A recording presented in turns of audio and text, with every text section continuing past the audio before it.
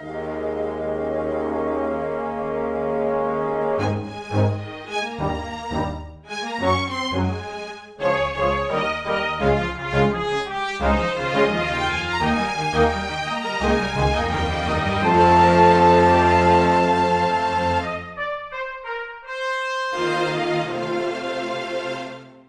everyone, welcome to Weekly Manga Recap. It is March the 24th of 2026. I am Nick, and I'm kind of tired. Yeah. But that's okay, we're bringing the energy today. Me and Quinn, my friend.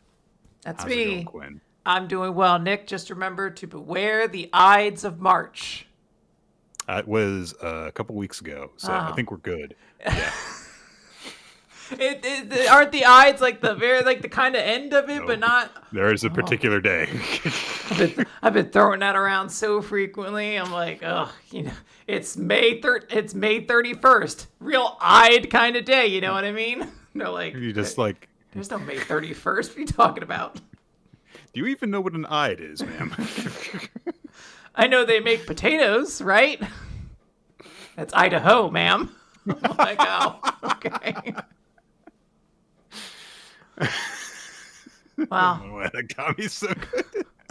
I was watching a whole bunch of Simpsons with my boyfriend recently. Got to share the awesome moment of he'd already seen the episode, but re-showing him the Homer Goes to Space episode that I always like clip and gif to use for like weekly manga recap beginning.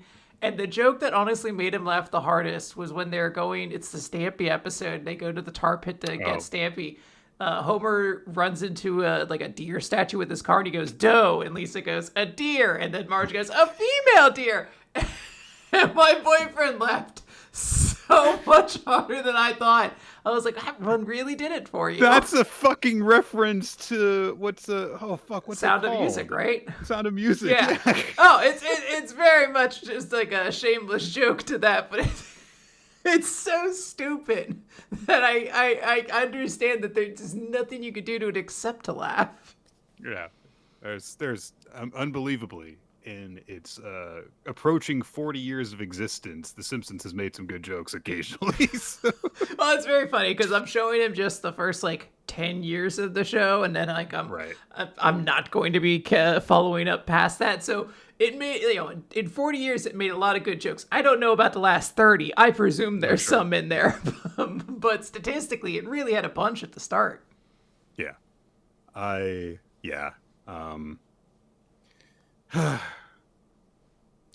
Quinn, we've got a lot to talk about today.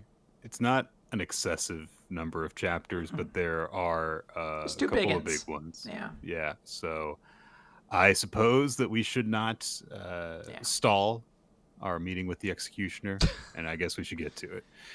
Wait, are we dying at the end of this episode?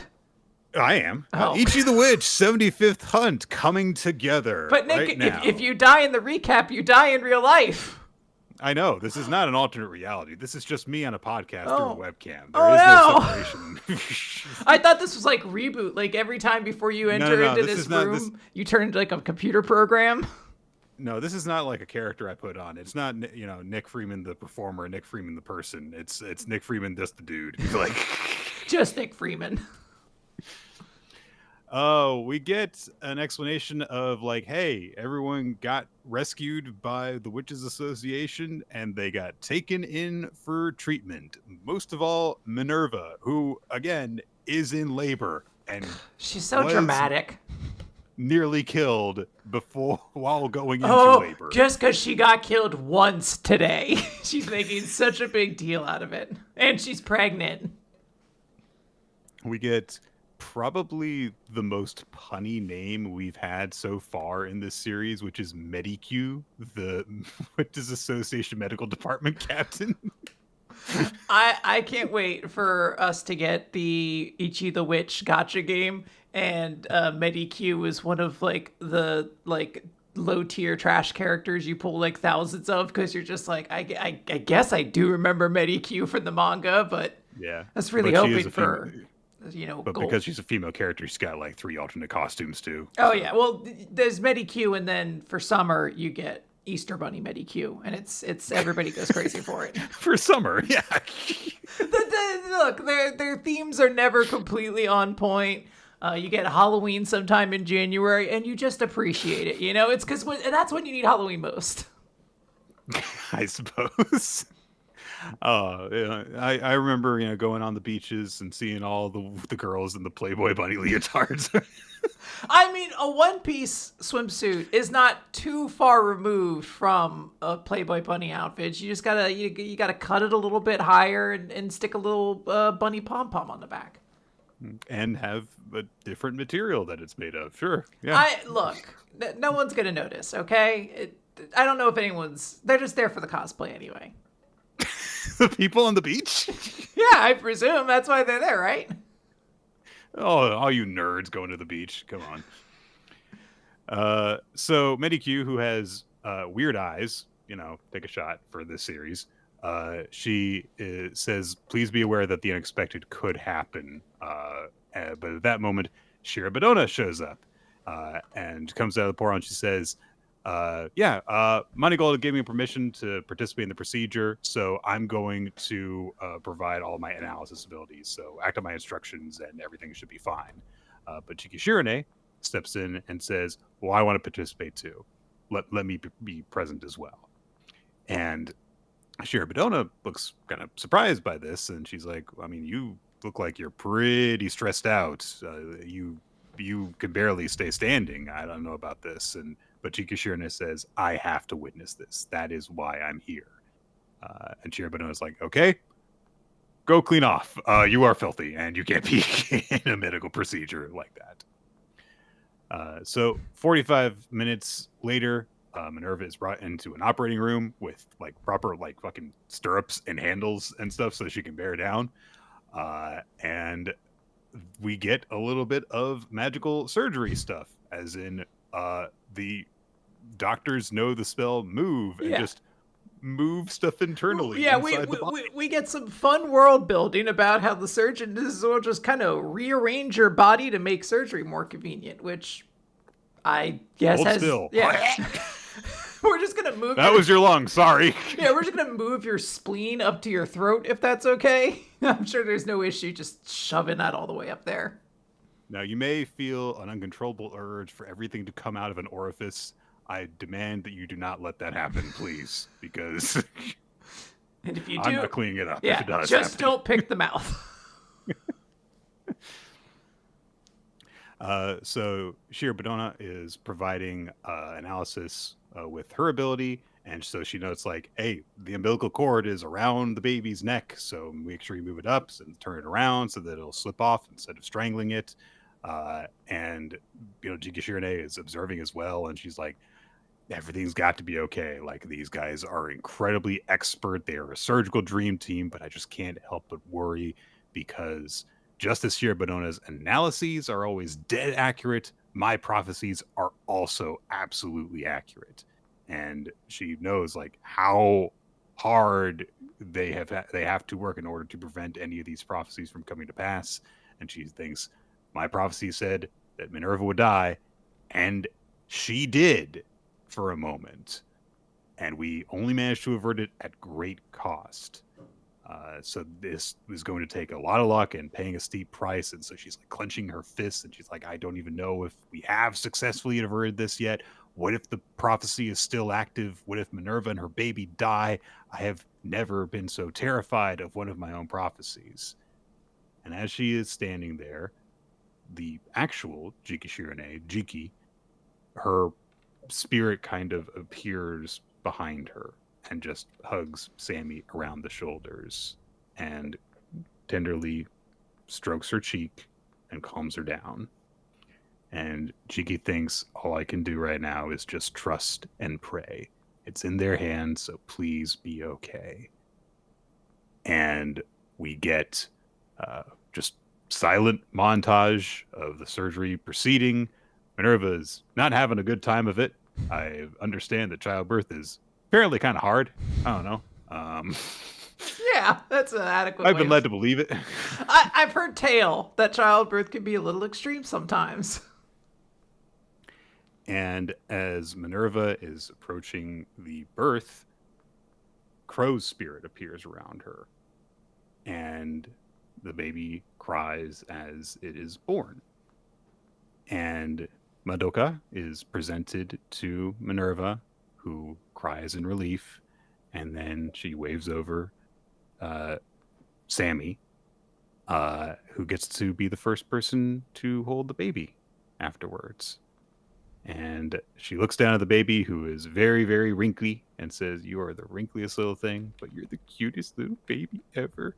And she is crying so much, like multiple tracts coming out of each eye. Yeah, so happy days, hooray. Sometime afterward, Team Descaris gets to visit, and everyone is blown away. Except Descaris, who is just kind of like, yeah, I'm here too. Descaris is just like, why isn't everyone paying attention to me and my 2 new cool magics? Excuse me, that baby's already been born. Its time's done. But this one has like the power of a magic too. Yeah, 1. I've got, again, 2 new magics we should be talking about. Ichi puts out his finger, and the baby grabs his finger. Do a tiny hand grabbing him, and Ichi is clearly very touched by this. And lots of celebration is had while Jikishirine goes off by herself, and she thinks, "Madoka, you saved me. If that prophecy can be averted, there's hope that my others can be too. Madoka is living proof that humans and magics can coexist." And she starts to think, I can't let them. And then Ichi says aloud, we can't let them take away a future where lies like this can thrive. So let's hunt the world hater magic together. And Jikishirine and Ichi clasp hands like Predator style and says, let's save the world. But because they make a big commotion, Madoka starts crying. And that's the note we end on. Yes. Jikishirine 100% is on Ichi's side. I don't know if we're going to see her like become like a full member of the team, but she is absolutely 100% a full ally of theirs now. I can't imagine she's joining the team just because she's not particularly combat suited, and also I feel like having like an on-demand prophecy, like someone who just sees the future over and over again, is like okay for drama, but like actually cuts out a lot of tension from the story. So I imagine she's going to be a support role in the back still, but she is now going to actively be looking into fortunes or prophecies involving the world hater magic, at least. And this is cool. This is, a nice little arc. It ends on a satisfying little story.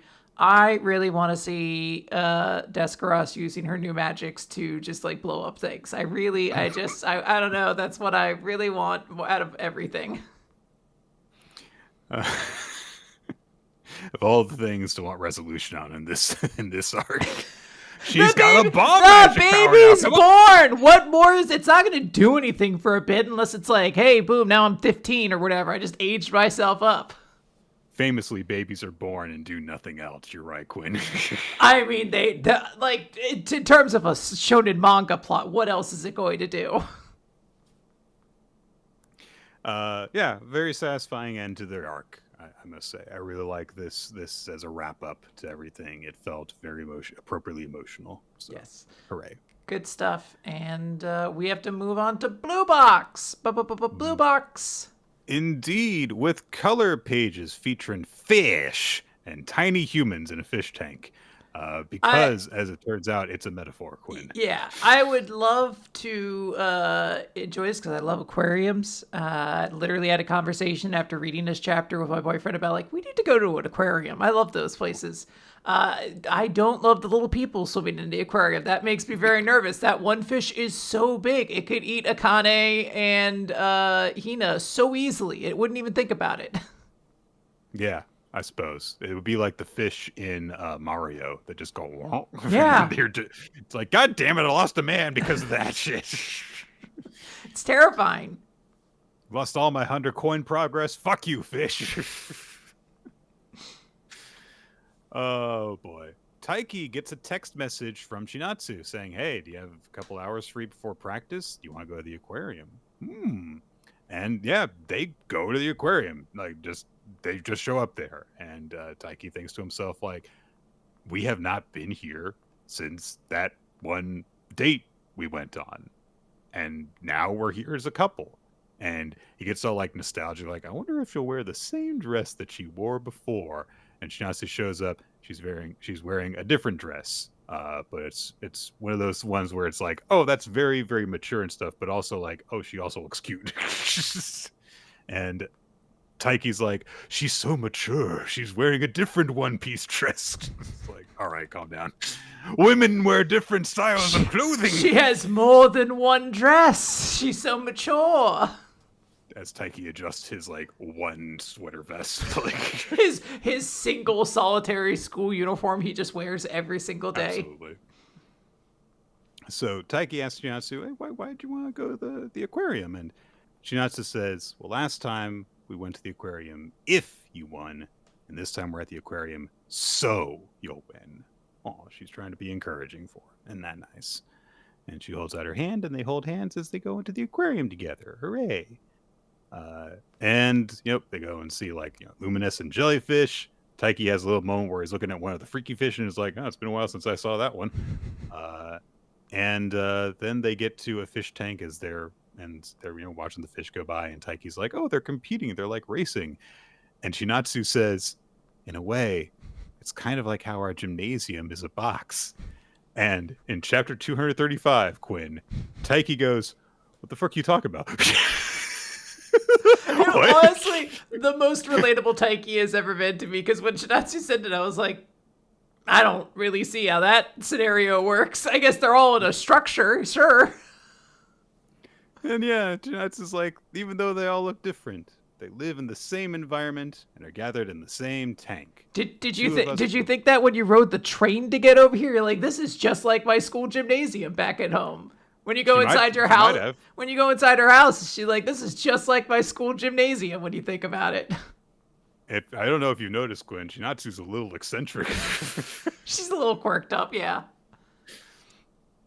But Chinatsu says that he observes, like, the two of us, we were born near each other. We grew up in households where both our parents, like, encouraged us to play sports. We went to the same school. We had the same mindset of going to practice early. And on top of that, our parents happened to know each other. And it's precisely because we lived in similar circumstances that I was able to meet you. And I'm glad I was in the same tank, the same box as you. And Taiki clearly is like not understanding like 1/4 of this at least, but he's like, it's a miracle and we'll always be living this miracle, which is definitely how it feels in high school, doesn't it? Very, very pretty 2-page spread of the two of them in front of the tank, though. Mm-hmm. They go around some more. Chinatsu hugs a penguin mascot, and Taiki gets jealous. Calm down. I love there is a sound effect of glomp, and this is the most delicate glomp I've ever seen. Like, she is not even like touching it besides with her palms, and I just enjoy how dainty of a glomp that is. Yes, well, she's a mature 19-year-old now, so she has to give like restrained glomps, I suppose. Penguins, hooray! Then Chinatsu wishes Taiki luck at the prefectural qualifiers, and she says it's going to be over before you know it. And then she's like, relax in moderation, be nervous in moderation, and above all else, focus. And then Taiki says, I'm actually like approaching like the end of all the high school stuff. I'm in my 3rd year, and he thinks to himself that he thought that all that time would never end. And he realizes like, new students come in, the upperclassmen leave, but now it's finally time to settle things. And he thinks of Yusa and his rivalry with him. And he kind of clamps down on one of his wrists, and he admits that he feels kind of scared. Because he says, the more I think about how I want to win, the heavier my body feels. And when I think about not wanting to have any regrets, even more challenges come up. I'm a little worried that if I'll be able to demonstrate what I've accomplished over these last 3 years, or if I'll actually be able to achieve my goals.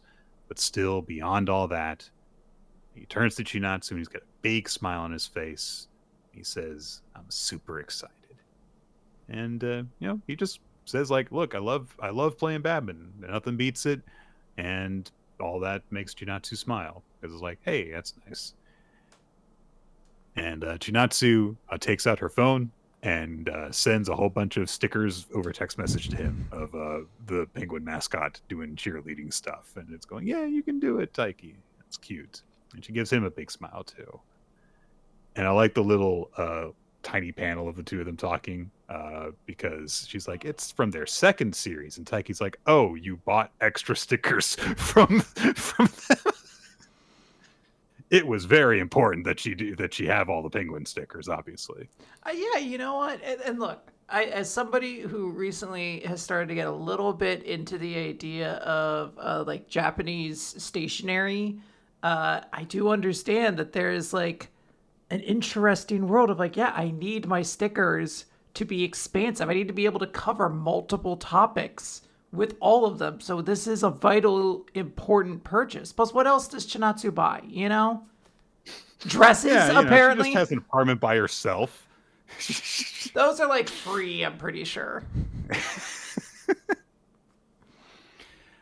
Chinatsu says, "Let's go. I feel bad making them wait." And Taiki's like, "Huh? What are you talking about?" And they go back to the school. They go back to the Blue Box gym. And Kyo is there, along with Haru and Nishida, and they're all there to help Taiki practice in preparation for the qualifiers. Hooray. And so they jump in. Haruto is there, and he gets kind of hauled over too, and so they start to play while Chinatsu, watches. And that's our chapter. I'd love to like really sit here and talk about where we're going with Blue Box and really analyze things, but I mean, I think the audience listening right now really wants us to get to the next series because they're so excited for more Boruto. Okay, fine. God, look, after this we get to talk about Chainsaw Man's ending, which I'm sure is going to be a fun-filled conversation. But first, there's an angry child we have to look at. What's wrong with his teeth, Quinn? What's wrong with everything on him right now, honestly? The way he's holding himself, the fact that he has no neck. He's 11 years old and he's just squatting there like, well, this is terrifying. This is the most terrifying person could ever be. Oh, man. All right, so... Okay. Very creepy Damon cover image. Creepy? Is that the word? Crappy, bad. I think is what you meant. Just negative. Oh, God. But he has almost enough star chips to make it to the second round of the Duelist Kingdom tournament. I think he does have 10. If you count his belt buckle. Yes, that's the 10th, yeah. And there's one hidden behind one of the like what this fucking child doesn't know how to fucking loop his belt properly. Why is it just dangling off right there? It's gonna just come off of him. The fucking idiot. All right. Why is the zipper so high up, Quinn? The jacket covers one half of his torso from there. There's also... it's fashionable. 11-year-olds don't know anything about fashion. There's also smaller zippers along the sleeves, I guess, in case it got too tight. You can air out your wrists. His hair's stupid, too. All right, so all that's missing is a hat on this fucking child, I swear. So, talking happens. Like, dumb, pointless talking happens for a little bit. As Boruto says to Mamushi, we're giving up. We're going to tell you where Ada is. Come follow me. And the Mamushis are like, I instantly believe you because there's a lot of us and I'm dumb now. And so I'm dumb as shit. Let's go. Let's go. So they all start to follow Boruto and they all start to converge on his position. And so Sumire is over with Amato and is like, what? And Amato says, there are several possible explanations. It may be that they can share visual or auditory information with each other. Or, while each Mamushi can think independently, there might exist a single collective consciousness governing the entire swarm. And Sumire goes, a single collective consciousness? This is all very interesting. It's so fascinating that you think that they're like bugs. Because he's from bugs. It makes sense now. It always made sense. It's just not very clever. Well, just wait. So, I'm sure there's another name-related pun coming up that we are going to feel like is very clever. So as they approach Ada, Boruto turns and they're so stupid that they just believe everything he says. So now he starts giving them a warning, which they're dumb enough to fall for this obvious ploy, but apparently smart enough to take his advice. Oh. So he warns them all about Damon and how he has limitless superhuman strength. He's demon-like, like his name. Did you just feel the need? A year and a half after this little fucker was introduced, you felt the need to explain what the term Damon meant to all the 3-year-olds in your audience who don't understand that Damon sounds like demon. I know that a daemon is a specific type of thing in mythology. It is distinct from a demon. I know that. But when I first heard the term daemon, I thought, oh, it's probably like a demon. Like, come on. Wasn't there a thing that daemon is also a computer term? It is. Yeah, so I always thought that it was like, oh, it's daemon, but like it's very close to demon. And then this time they just removed any subtext. It's like demon. It's like he has a name like a demon.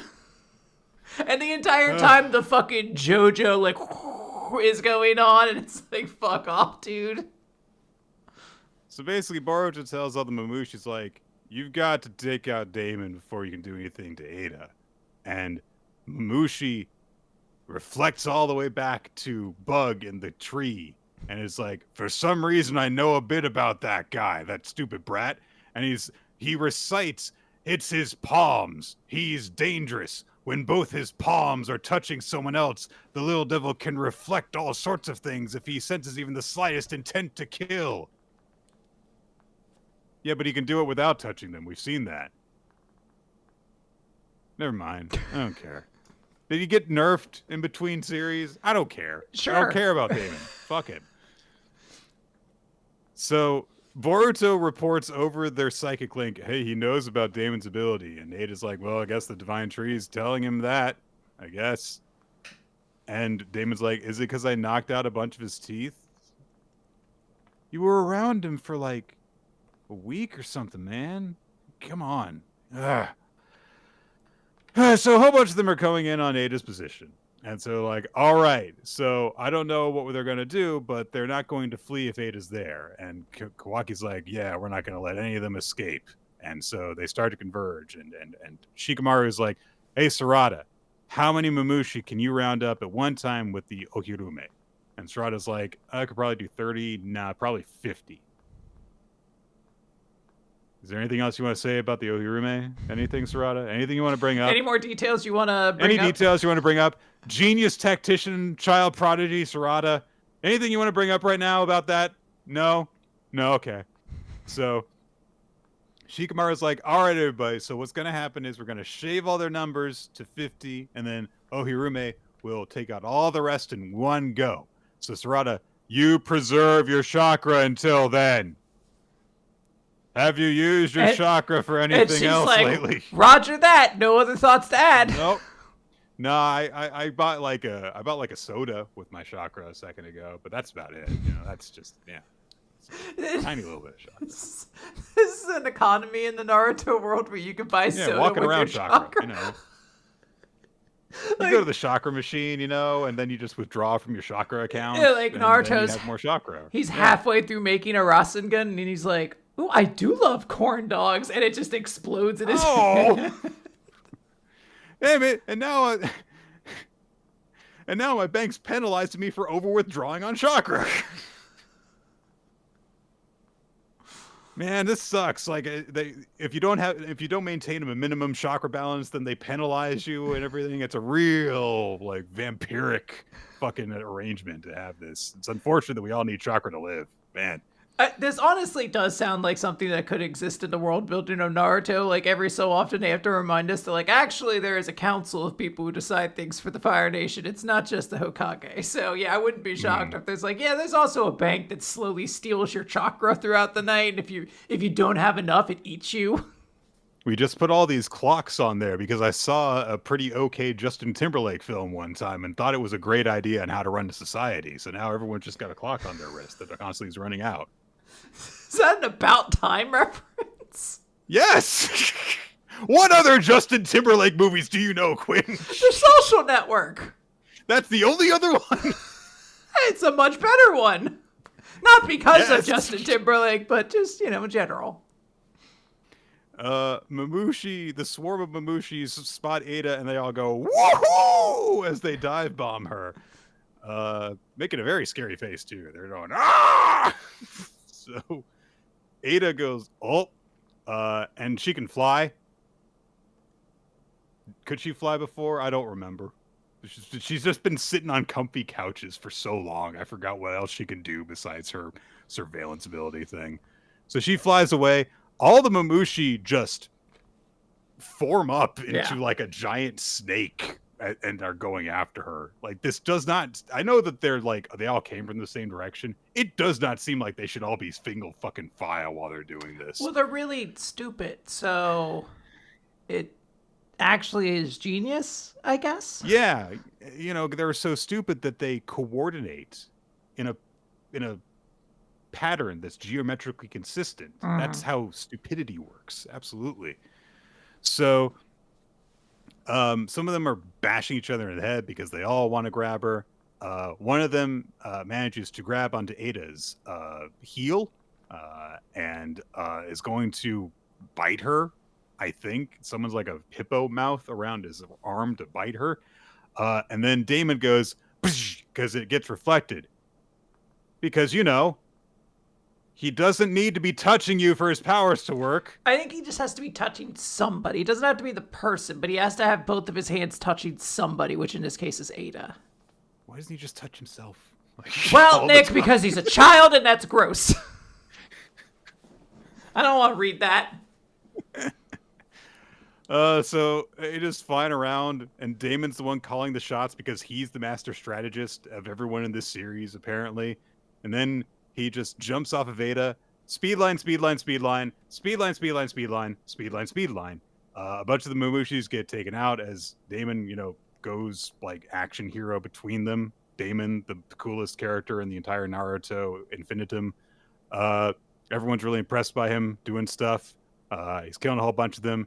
Finally, he goes back to Ada when some of them try to attack her. They get reflected and killed. And yeah, he takes out 100 of them by himself because Damon's so cool and dangerous. And now the Mamushis are starting to get a little bit smarter. And they're like, oh, don't fall for his taunts. And then Boruto comes in, cuts through a bunch of their heads. Kawaki shows up and is taking about a bunch of them. Himawari shows up and is taking out a bunch of them. And Inojin counts everyone down as he's tracking their numbers. And they get to under 50. So now it's Sarada's turn. And she goes, and she unleashes the Ohirume, summons a big black hole to suck in all the Mamushi, and then she just kind of collapses. She just kind of... Just goes, she just kind of falls asleep. Doesn't make an expression while doing this. She just goes... Like, I know later we can see that she was, like, bleeding blood out of her eye and all this sort of stuff, but in this moment, she really just kind of looks like she's like... It's like she just takes a nap. So Boruto catches her, and then Kawaki goes, what's going on? Because Sarada lost consciousness. And so the Mamushi's like, oh, better make numbers, and a whole bunch of them start to multiply. And Shikamaru goes like, Delta, did Sarada already use Ohirume some other time today? And Delta goes, yeah, but it was just once. I mean, she did look kind of unsteady afterwards. Like, come on. I guess she was having trouble standing afterwards. Should I have brought that up earlier when you asked for details? It has to be possible for more than one character in this stupid goddamn series to be intelligent. Literally, we are throwing hundreds of stupid characters out right now, and yet all the other characters look dumb too. You are literally fighting brainless morons who are so dumb that there is one consciousness between them all. And yet everyone else in this series, including reputed genius Shikamaru, is like, oh, maybe she's tired now. So he realizes that all happened while he was distracted because, he didn't ask for an update when he came back on the communication network. He didn't check in on what was happening the way that every fucking communication strategist is supposed to do when they lose communication with people. Or, had a backup plan in case Sarada's, do black hole move didn't work. Be like, okay, well, then that's where we have any of the other countless ninja that are in this town show up to do something. Everyone can just fly now at this point. Why is this an issue? Just have Shino show up and be like, I covered them all in bugs that are eating their eyes out from the inside. It was really easy, actually. Kawaki tries to explode the Mamushis, but the Mamushis just keep on multiplying until Kawaki also starts to run out of steam. He's overheated. He gets overwhelmed by Mamushis. Himawari tries to go and save Kawaki. Delta uses eye beams, but there's too many Mamushis because there's now 1,000 of them. They just keep on multiplying because everyone sucks at dealing with them. Shouldn't they be extraordinarily stupid at this point? Yes. Okay. I want next week just a bunch of drooling Mamushis standing there as they just line up one long sword that just cuts all their heads off at once. You should hold still. Okay. In fact, if you guys could get in that long line you did last time, single file. No. Yeah, so Inojin says there's 1,000 and climbing, and Kashin Koji goes, So, yeah, that's that. Okay. I mean, I guess I'm glad that there's a wrinkle. The wrinkle is created by every character being stupid and not, asking questions or giving information. I don't even, is it supposed to be that Sarada didn't feel like she should say anything? Or is the implication really supposed to be that just didn't come up? He just never asked me if I'd used it before and felt shaky about it. Honestly, it's one of those things where it's damned if you do, damned if you don't on it. Either everyone was stupid or there was that hesitation, in which case it was not shown because it was not considered to be important enough to be shown.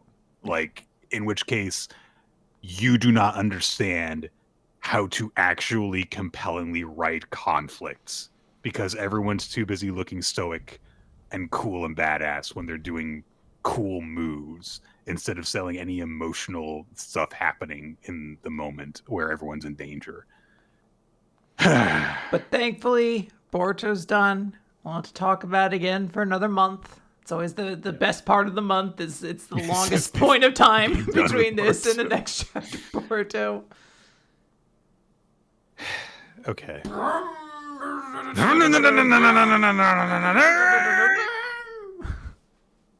Careful, don't over-rev that chainsaw, man.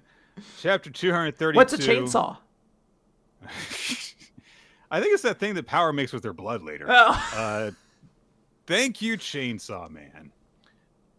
So, with Pochita having just eaten his own heart, creating a world where Chainsaw Man never existed, Denji wakes up in his shack. And so he is in the state that he was in the first chapter before everything happened. He's coughing up blood because he's not healthy and stuff. He's still, got the eye patch because, he sold that. And he notes to himself, it feels like I had a good and bad dream. And he looks out the window and wistfully says, I wish I'd only have good dreams. His other eye grew back at that point, too. It's interesting. I don't know what's going on there. Don't know what's going on there. Is that symbolic of him crossing over into the other reality, or was that just something that was supposed to be taken out and wasn't? It feels like Fujimoto saying good enough, and he sent it to the publisher. Which is really weird because that requires more work. Do not draw in to fill in that eye patch. You gotta draw that eye. But he says, I wish I'd only have good dreams, like eating with a girl and playing video games. I want a pet dog, too. But, and we fast forward through the moment where he got picked up by the zombie cult people, was going to be sacrificed for them to get powers, gets stabbed through the chest, dying, gurgling up blood, and he thinks to himself, man, am I really going to kick the bucket before even one good thing happens to me? That's just my luck. And then a naked woman appears and starts killing all the zombies that are around Denji, as he thinks like, a naked woman. At least I got to have one good dream. But no, it's Power, who decided not to wear a shirt today, and is just massacring everyone. She demands that they give back blood. And, yep, she kills the zombie devil and all of its zombies, strikes a pose on its corpse afterwards, just cuz. Looks down, sees Denji, and she thinks, that human smells like a dog. I like dogs. And she goes over to Denji and starts to pour some of her blood into his mouth and says, I'm going to give you life. This is a contract. In exchange, you're mine until you die. And then a chain comes out of nowhere and snaps against her like rib and injures her. And a voice says, oops, thought you were the zombie devil. Did you beat those guys? You could be useful. From today on, you both belong to me. And Power says, no, I don't. Humans are stupid. Behold, I am Power, the blood devil. My power is said to equal that of a god. Take this. And she goes after Nayuta, who is in the Devil's Hunters Association uniform, but it is Nayuta. Mm-hmm. And Nayuta just looks at her and goes, bang. And we fast cut weeks, months ahead to them being in the Devil Association, surrounded by Nayuta's dogs, in uniform, kind of. Power has a hoodie that has her name on it. And they are tasked with a new mission, which is that there is a devil at a school that they've got to deal with. And Nayuta says, I'm busy. You two go kill it by yourselves. And then she takes out a Game Boy, and in the best moment of the chapter goes, so busy. She starts to play the Game Boy. Also, Meowie is on her shoulder trying to play the Game Boy too, or at least trying to bat at it with the ball. Power is upset that Meowie likes Nayuta, saying, Meowie shouldn't love anyone but me. That girl's got to be the control devil or something, which is the most Power way of figuring that out. And Power's upset because Nayuta gets to keep all those pets, and her only pet is you, Denji, and you aren't even cute. That's nice. I'm glad that they're friends again. Yeah. So they confront a devil, and Denji asks for a weapon, and Power says, well, what do you want to kill with today? And Denji says, well, I used an axe the other day, so give me a chainsaw. And Power makes a blood chainsaw for him, which, of course, you know, like that's how part 1 ended, too, was him having a blood chainsaw from Power's power. They kill the devil off screen. Denji calls out to everyone saying, like, hey, the area is safe now. Do not touch the blood. Do not touch the body, please. And everyone's immediately back to normal, like, all right, yeah, let's go play and stuff. Everyone's fine. And Denji looks at all the students happily gathering to play, like soccer or something like that. And he's like, man, I wish I could have gone to school, too. And he spots a girl with a chicken. And, of course, it's Asa with Bucky, the chicken devil. And Denji calls over to Power and is like, hey, that's a devil, too. But Power is busy because she is drinking up that blood. She's drinking blood on the ground. And she's going, 'tis blood. She laps it up. Very amusing. So Denji springs into action. He's got the chainsaw with him. He rushes towards Asa, seemingly going to take out that devil. But then Asa trips. And she starts to fall. And Denji drops his chainsaw, grabs Asa by the wrist, and pulls her up and ends up pulling her into himself in like a half hug, while Bucky goes flopping through the air, unharmed. So Asa gives Denji a bit of a look. Denji looks embarrassed, backs away immediately. And then Asa says, thank you, Chainsaw Man. And Denji's heart goes boom. And we see that the heart that's going boom is Pachita's heart. It's still the Pachita heart. And Denji goes, "What, Chainsaw Man? What?" And Asa's like, "Well, because you were fighting with the chainsaw before." "Oh, yeah." So they awkwardly stare at each other. And then Asa's like, "Okay, bye." And Denji doesn't really know what to do about that chicken devil anymore, but it goes off with Asa as they go and join her classmates. And Power comes over to Denji. She's done. She's like, "I'm hungry. I want food." And Denji says, "My heart thumped for a second there." And Power, the genius, says, "You have heart thump disease. I know about it because I have medical knowledge. Treat me to a meal and I'll cure it for you." And Denji watches Asa playing like kickball with her classmates for a bit.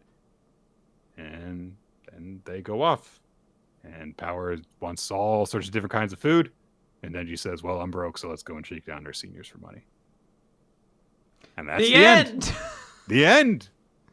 The end. No one will feel any type of negative about this chapter. I'm sure that there's no one reacting negatively to it at all online. I don't even know if it's negativity. I feel like the general consensus that I've seen, at least around the people I've talked to, is mostly confusion. I don't think a lot of people really know what to make of this chapter because it is pretty objectively just a super positive, happy ending in a series that didn't feel like it could even attain this point. Like, even the idea that this is like a restarted universe, it still carries out like, oh, well, Power's back, but also Nayuta's back. Two characters who never existed at the same place in time, but they are both going to be there because that's the happiest ending he could get.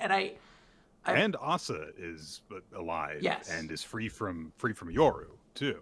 And she's not even like, having trouble with her classmates because Bucky didn't die. So it's a very.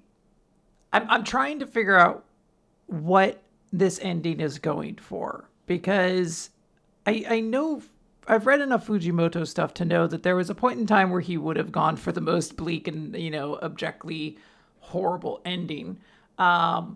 But I feel there's my immediate thought when I read the chapter was like, oh, I guess Fujimoto just didn't want to write Chainsaw Man anymore. So he just gave everyone a happy ending. So hopefully he gets less like angry letters in the mail in his future as he just, I don't know, retires and probably never has to really work again because Chainsaw Man was a tremendous success. So, maybe he doesn't have to really worry about that anymore. But I feel like maybe I think that there's a part of me that's just trying to cope. That's like, there must be something I'm missing in all of this because it is a happy ending, but it's not a satisfactory ending at all. Denji didn't even choose this. Pochita chose it for him. Yeah. Asa, the ostensible main character of part 2, has zero involvement in any of this. She's just there to be present at the end to be like, oh, well, maybe Denji and her hook up at some point. Who knows? Like, it's just a very unsatisfying conclusion, but it's a very happy one for a series that was not very happy leading up to this point.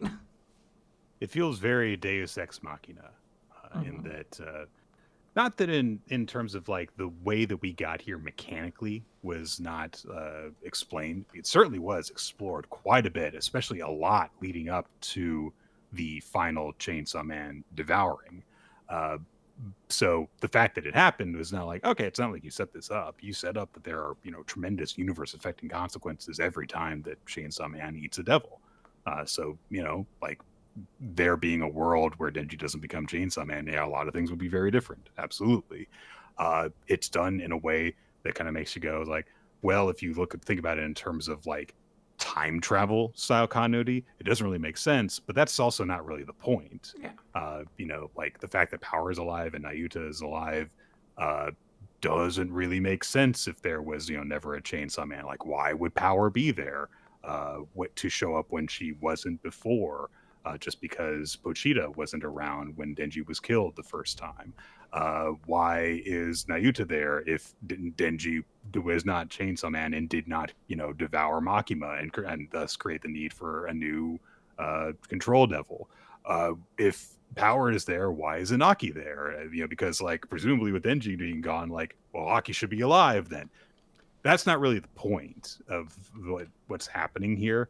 And I don't actually object to any of that. This is really, like you said, just kind of like, okay, this is the happy ending. And in a really weird way, because Denji doesn't seem very happy. Yeah. And I know that we have been explained like, well, yeah, because in the forms that you have shown him, he's not actually happy. And this is like a way where you could see like, this is a world where Denji could be happy, certainly. He would have his friend. He would have, people like to support him. He would get to do stupid, wild shit in terms of hunting devils and stuff. And he could, be with potentially the person that he actually fell in love with in the previous world. And also, we see a whole lot of stuff of like, people not exploiting Denji's desire to sleep with a woman for different things. So he could potentially actually find like love and intimacy in a way where his idea of that is not completely fucked up. So there's all that working in this series' favor. What I don't like about it is it feels as though this is the time when a child is playing with their toys and they're going, okay, and then this big thing comes, and then this even bigger thing comes, and this even bigger thing comes. And then it's like, okay, well, then what happens? Because you got to put your toys away and come to dinner. And the kid goes, the one devil decides, okay, everything is fine, the end. And that's just kind of it. And they all live happily ever after. And a lot of stuff doesn't feel like it's actually wrapped up properly. It's just like, the book is closed. We are done now. The things that were developing in terms of how characters were responding to the escalation of all these things, all the tragedies that Denji was dealing with, the way that his relationship with Asa and Yoru was evolving, that's just suddenly cut off in order to present this new version of things. And I'm not really satisfied with that. I find that very frustrating that it's happened that way. Also, for this being like kind of the good ending place, what the fuck is going on with like some other characters? Like, where's Yoru? What's going on with her? Be like, the series was almost as much, Asa's as Yoru's in the part 2, and we have no indication of what the fuck happened with her. There's a lot. I mean, there was also just like the existential horror that was learning what all the different powers of like national powers in the world were doing with these devils and the deals that they were making. And since there's still a devil hunting organization that's still led by the control devil, is all that stuff still going on? Like, there isn't like a ton of violence or gore, though I do enjoy how the one panel where they've destroyed the devil, you can see the one bad teacher's body like ripped apart on the ground. So there is still a little excess violence in the series, but I don't know. I'm really trying to find the words for it. I know that there was a lot of morose, bleak stuff in Chainsaw Man Part 2 that was very uncomfortable for a lot of people. And I don't know how to necessarily reconcile all that stuff happens with just like and everybody's fine kind of ending. Like seeing Nayuta's head on a sushi conveyor belt and being like, God, I wish the story had a happy ending. And then just being like, oh, well, she's fine in this like alternate reality they've created it's not actually satisfying. It's not like I'm like, well, there was a happy ending in all this. These characters reached a good point or anything like that. Some like kind of eldritch being just said like, this kind of sucks. I'm going to just delete myself from existence. You'll probably be in a better place as a result. And that's just what it is. There's also, of course, the level of things. If you're like, a fan of the series and you've grown attached to certain elements, like that you maybe were hoping would show up for a while. I personally always really hate it whenever a character is seemingly killed off and then their return happens at the very last minute.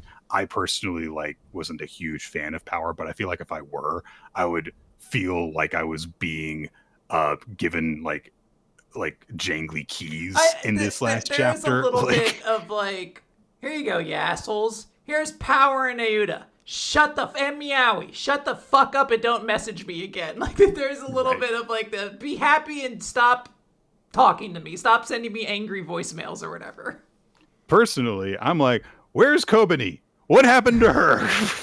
Where's Reze? What happened to her? Like, so I said in our Discord, like, I feel as though Chainsaw Man's last chapter was as bad as it could have been.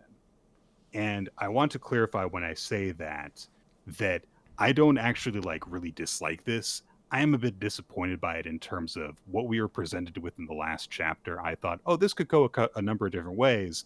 And I feel like this was the worst possible way it could have gone to, which is just like, this is in fact the end of Chainsaw Man, as far as everyone can tell, because this does not say end of part 2. This says the end. Yeah. Stay tuned for the next work from Fujimoto Sensei. There has not been any announcement that there is going to be any more Chainsaw Man at all. So as far as we know, this is just it. This is no more of this. And I feel like there was not, in that regard, a good wrap up. And so that is disappointing. But it's disappointing as far as I feel about Fujimoto's work, which is that this was still kind of within my bounds of expectations. It was just on the lower end of that. So I'm disappointed, but I'm not like upset about it. I'll say that I weirdly really like the Chainsaw Man Part 1 ending a lot more in retrospect now. Yeah. And I just kind of am going to read that as the end of Chainsaw Man, because if this is the conclusion to Part 2 and there's no intention of a Part 3, I just really don't understand what the point of Part 2 was. It didn't follow up on that much. It was kind of just miserable. I'm just going to end it on the story that says Denji has a little sister now, and he's going to grow up hopefully a little bit to be a better person. Yeah. There were some good moments in part 2, but certainly it feels as though it was not as solid overall, and it definitely had a significantly worse ending, not just in terms of the last couple of chapters, but we've been saying for a while it feels like it's lost its momentum. Yeah. So that's unfortunate. All right. Well, that is it for Chainsaw Man, guys. No more. It's gone. It also doesn't really quite make sense if Chainsaw Devil erased itself. Why does everyone know what chainsaws are? I was wondering about that too, but I'm not going to question it. Yeah, I'm just not. I know there's some people who are going to be out there well, that means that Fujita wasn't really the Chainsaw Devil. He was something else. But those feel like the same motherfuckers who are there's going to be an extra Stranger Things episode that explains everything. Yeah, I'm taking my hands off of it. I was like, all right, if Fujimoto decides to give us more, okay. But honestly, the most positive thing I can say about this is, look, if he wasn't super into writing Chainsaw Man and he wants to do some other stuff, Fujimoto's other manga is so good. Since all the stuff that he has written since Chainsaw Man that isn't Chainsaw Man is way better than Chainsaw Man. Give me 1,000 look backs. I want any of these, emotional one shots he's willing to create. Right. All right. Hima-Ten. Chapter but Nick, number don't 83. You mean Hima 83? Yeah, that's a little bit of a tricky one. He made 83. Him 83, yeah. Love Home Kana. Iamori is wearing the most suspicious getup in order to go visit Kana. The only way it could be better is if there was a calendar in the background that said it was June and it was 78 degrees out right now as he's walking around in 4 layers, a scarf, dark sunglasses, and a beanie. So he is hiding his identity because he really, really wants to make sure that he doesn't ruin another celebrity friend's life by being spotted in public with them. And he also knows it'd be even worse for Kana compared to Yoshino's. Which, yeah, I guess that kind of makes sense. Kana is very much in terms of she is one of those she's not supposed to have a boyfriend kind of careers. So, yeah. Kana shows up to greet Iamori, and she's got some unfolded boxes with her. And Iamori notes what she's wearing. And because Kana had noted to him before, she always is very considerate of what kind of clothes she wears in front of him, basically. She teases him for wearing sunglasses, and he's like, I don't want you to be in trouble and stuff. And she's like, well, thanks for treating me like a celebrity, I guess. So Kana talks about how she hated having thin walls at her old place, which, okay, I mean, all right, not going to say anything about that. But, like her new place is way better. And so they go in. There's a whole bunch of boxes that are there to unpack. And she's like, it's a brand new building, so there's no fucking roaches in this one. Hooray. But yeah. Iomori looks around and he's like, this is like kind of weird because like I've already made my decision and like I'm having boy feelings basically around this attractive woman, essentially. That's how it is in short. And so Kana says like, hey, are you sure you don't want to like, me to actually hire you for this, like as my house cleaner? And Iomori is like, well, no, I can help you move in as your friend, sure. And Kana's like, oh, but I wanted to see you would work. So like that she likes that about him.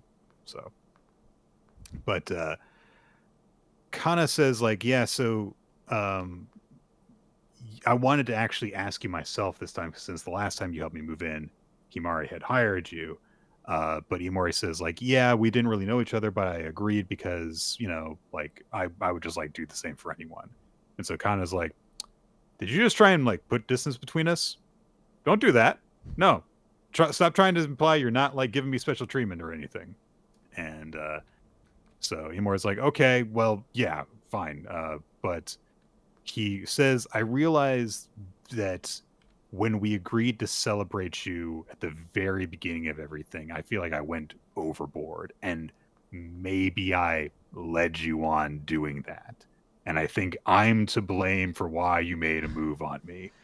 Because this man cannot just take the compliment of this girl likes him. He's got to invent like the most condescending reasons for her to not like him. I'm so sorry. I was nice to you before and I realized I was leading you on by showing you human decency. I'm actually a bad person. Like, what is this? I enjoy Blue Box because I feel like it's a break from all this, but this truly is the worst part of these teen romances, is where you have to see a teenager try to justify why they have to turn a girl down. And not even like justify trying to turn her down, but it feels like on a certain level, Iomori is trying to convolute himself into circumstances where he doesn't have to turn Kana down by acting as though she should never have felt anything for him in the first place. It's so condescending. And I don't think that this is the way this is supposed to come across. I think it's supposed to be that he's just like so uptight and proper and nervous that he's just trying to do this as politely as possible. It's like, I don't think, Quinn, that we really have any teenage audience members anymore. Well, no, remember we have the two people who listen to us, and we're their Someone Hertz podcast equivalent. Right. So for Mouse in the Wall and Cucumber Snail, if someone says they like you, don't do this to them. It's so mean to say. So, Kana says that she does admit that she thought Iomori was actually hitting on her way back at the beginning when he, like found the stuff that she had left on the train and everything.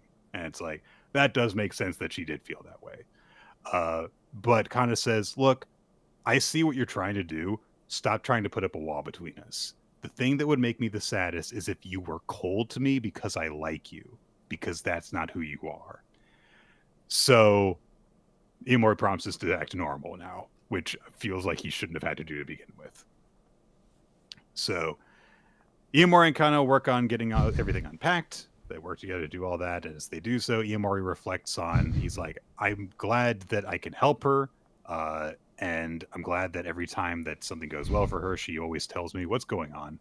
Sorry, Foxcloak gave 2 subscriptions to our channel, one to Mouse in the Wall and one to Cucumber Snail. I don't know who those users are on Twitch, but they just got memberships to the weekly manga recap channel. So thanks, Foxcloak. Yeah.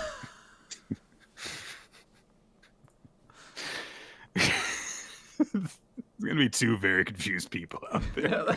And who have no idea that they are intrinsically meant to be together and to bond over our show in particular. That they listen to exclusively at 3 a.m. on Mondays. At 3 a.m, right, yeah. Almost a full week before the next one comes out.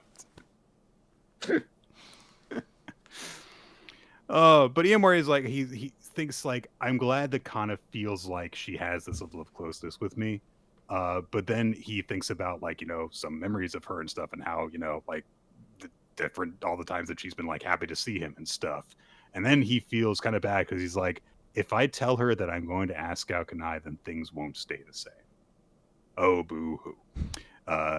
They get out a couch. Asa wanted a new, not Asa, sorry. I'm already missing Asa from Chainsaw Man. Kana celebrates the fact that she's got her own sofa now. She's really happy about it. She's like, I didn't have the space for it at my old place. She's like, let's sit on the sofa after we're done. And so they spruce up the place. It looks like a screenshot from a like homemaking magazine. It's all nice. It looks very, very nice. I immediately was like, I really should do some redecorating around here. I really this like 16-year-old girl has her life more together than I do. Kana's very proud that Iamori is taken aback at how good the place looks. And then Iamori congratulates her on her new place. And then Kana is quiet for a second. She says, can you imagine it, Iamori? If you had me as your girlfriend, you could come over whenever you wanted. And Iamori's like, duh. Yeah. His most normal reaction so far. She's putting the advances on at this point. You gotta admire it. She said she was going for it, and she really is. And she says, like, you were always working as Himari's house cleaner. Her home was the safest place to be together. And I think a house cleaner with a celebrity is just the perfect combination. She's giving him that big old smile.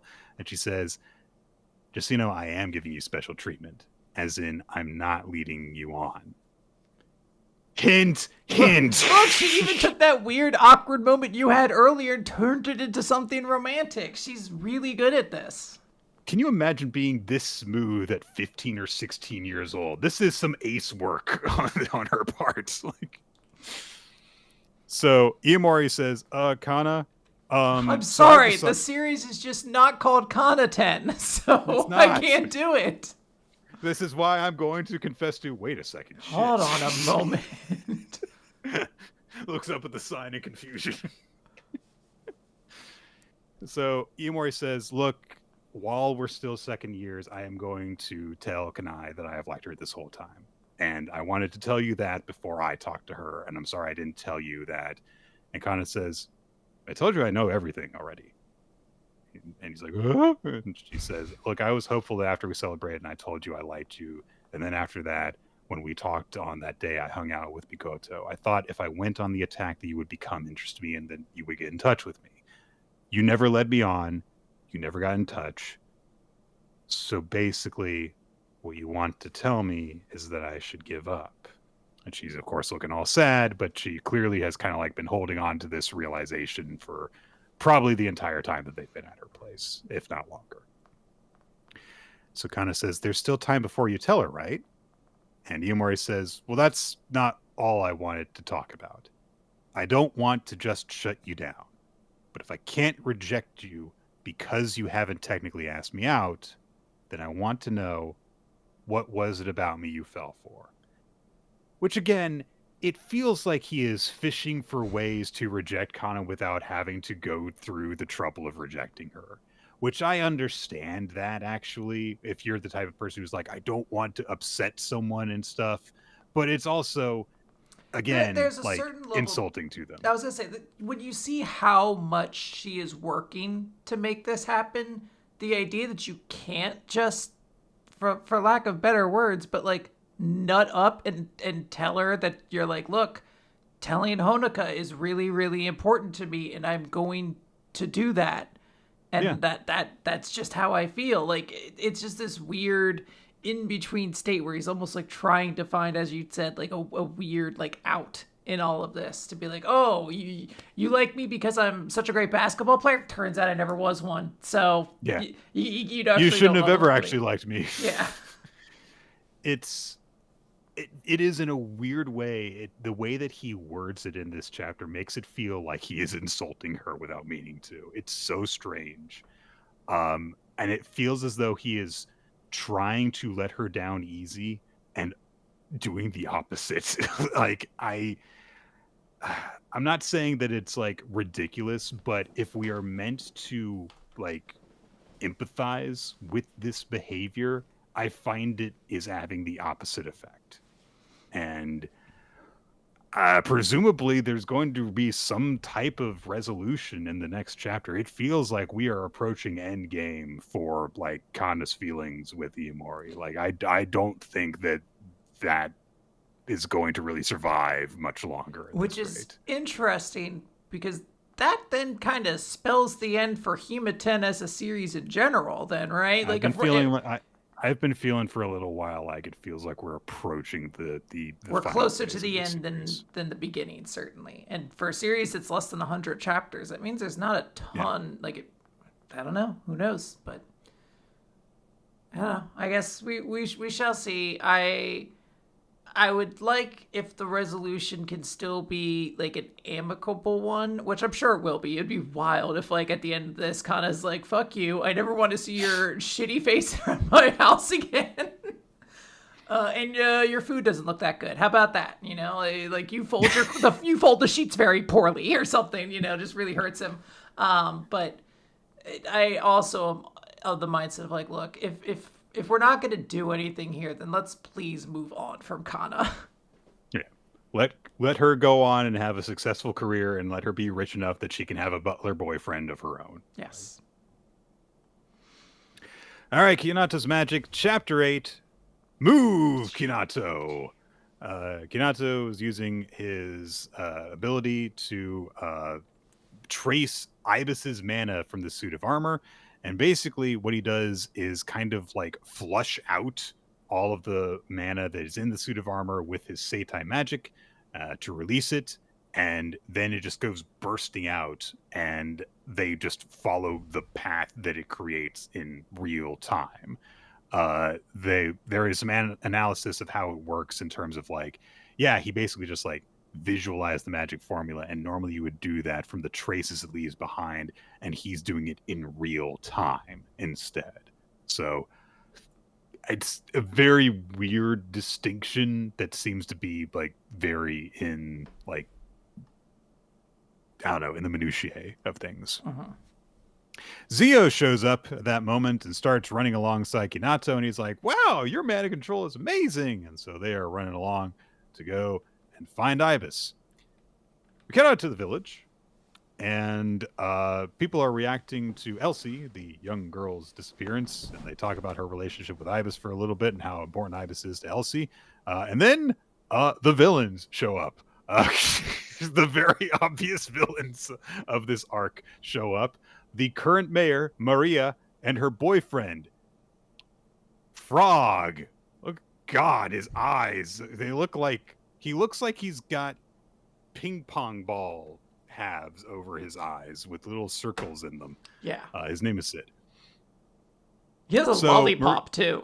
And I don't know why, but that really tickles me. Like if you took everything else out of the image, you'd be like, well, that strange little boy is having the best day of his life. Look how happy he is with his lollipop. But instead, we have the full image. We're like, oh, that's a terrifying human being. So everyone reacts to Maria and Sid's appearance. They're surprised to see her. And Maria says, since I took over as mayor from Daddy, which is a wild sentence on a lot of fronts, you all need to listen to me and get back to work. Which, again, you're just the mayor. I don't know if you know what that means. You're really more about approving zoning permits? It's kind of like more of your thing? A lot of mayors are very ceremonial, honestly. They're just kind of like cut ribbons and stuff. It's not a lot of government that a lot of them make. So, yeah. I talk about the crystal mining and stuff like that, and Sid's like, Kiyoshi can't make its crest without crystals. You want to buy them? I'll sell them to you. And a random dude says, word on the street is you've got people secretly mining them and you're diverting the crystals from us. And Sid leans into him and says the least suspicious sentence ever, where's your proof?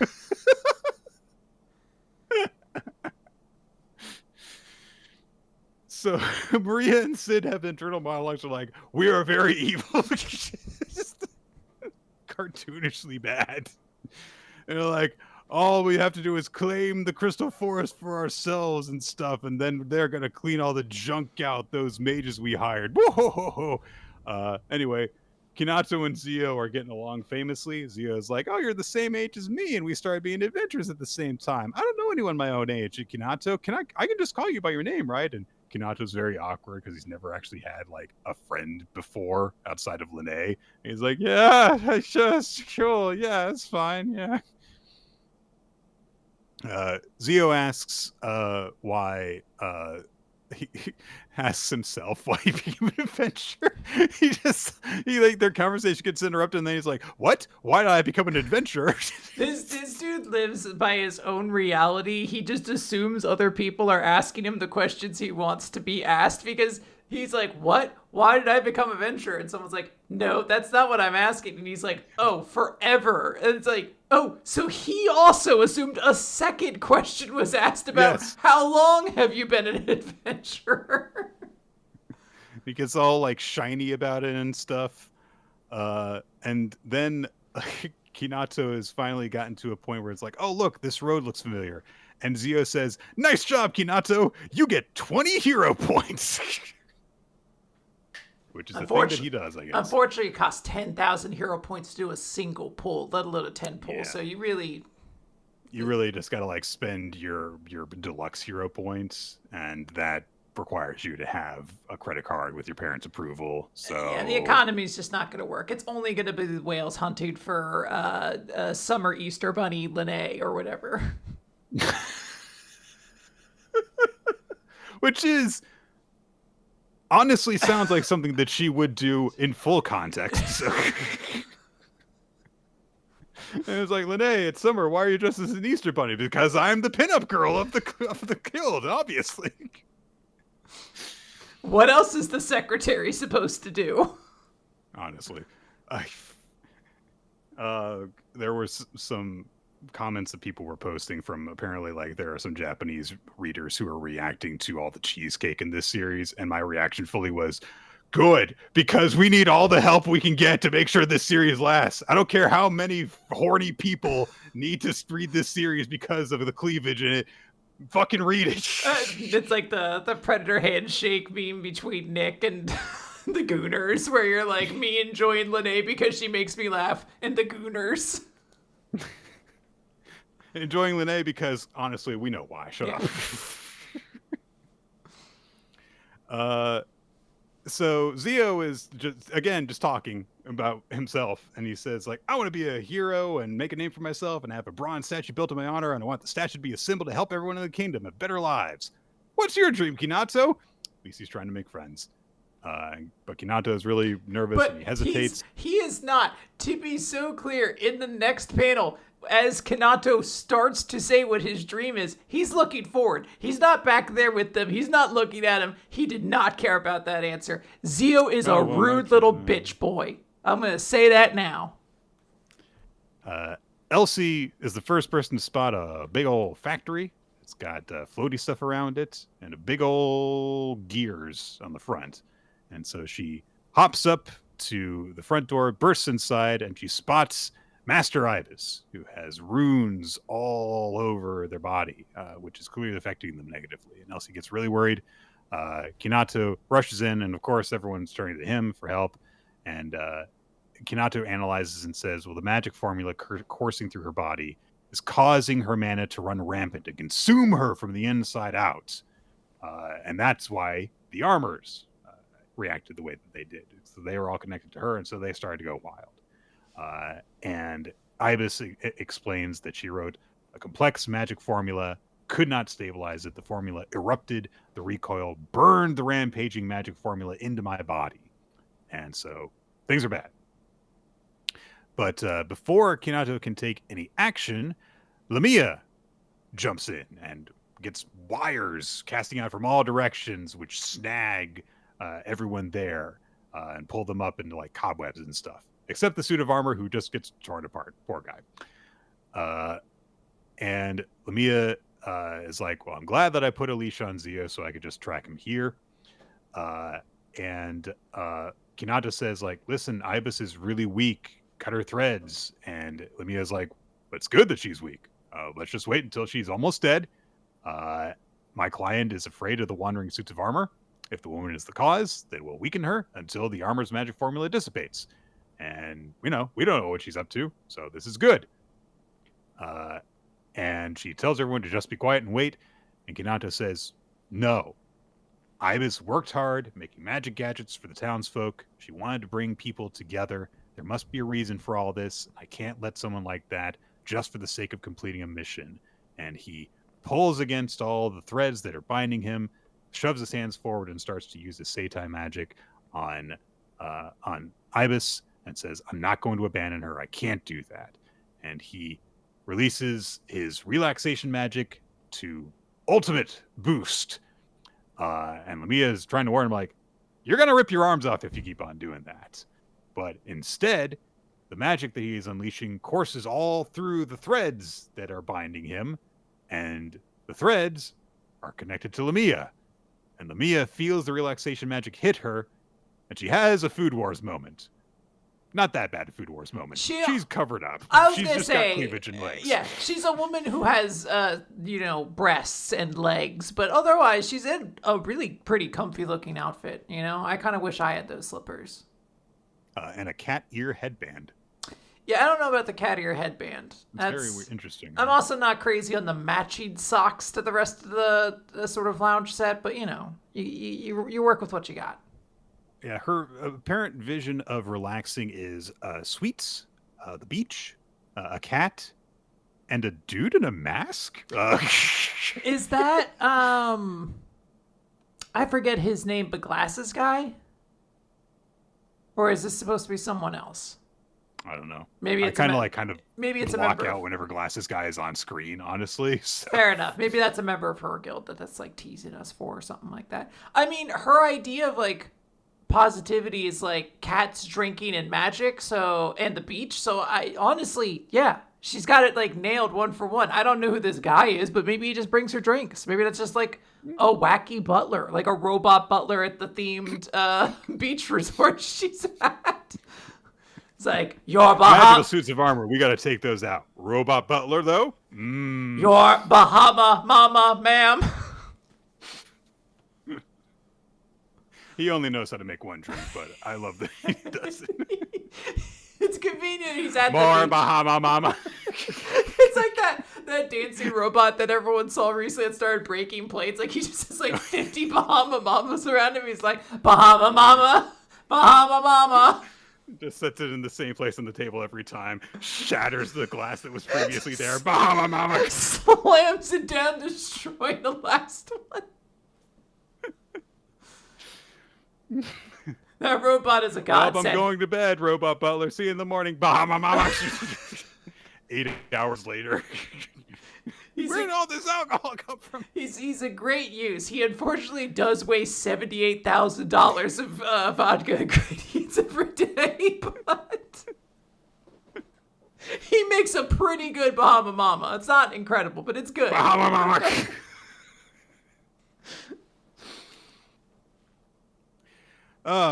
Anyway, the relaxation magic affects everyone.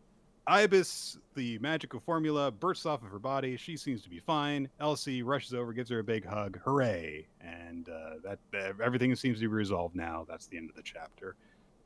I will say, I don't think this has been a bad couple of chapters of Kinato's magic. I do, however, think that like it's missing the sauce when we have chapters without Lene in them. So we need to get back to the guild hall and have a reason for her to go on adventures because Lene found a rocket launcher.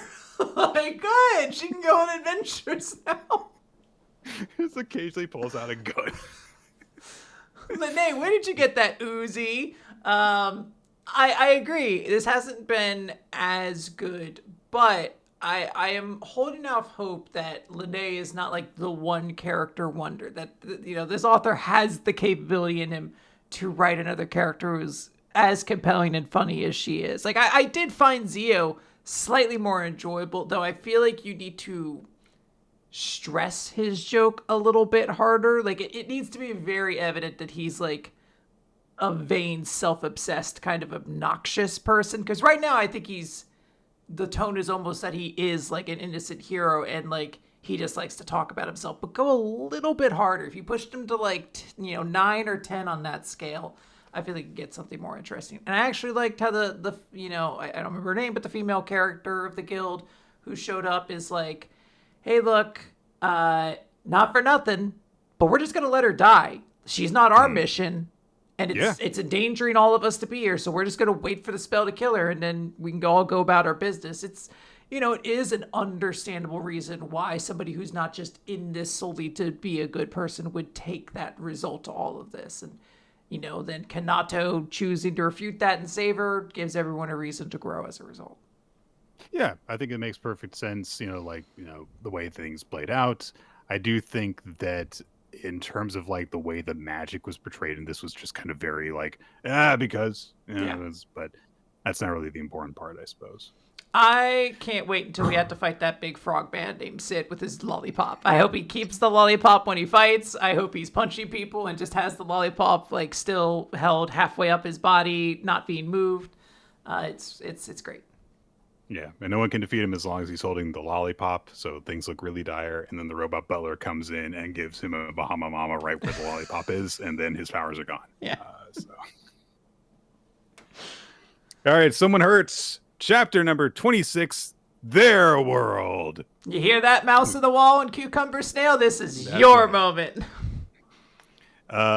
We get another cover chapter prompt, which is Mizuho sending in a submission while she's brushing her teeth in front of the mirror. And it's actually a really cool, well-composed shot. I like it. It's neat. I like her shelves. The chessboard kind of pattern. I like it. Checkered, I guess the way you'd say it. Yeah, fancy bathroom. Who keeps a clock in their fucking bathroom?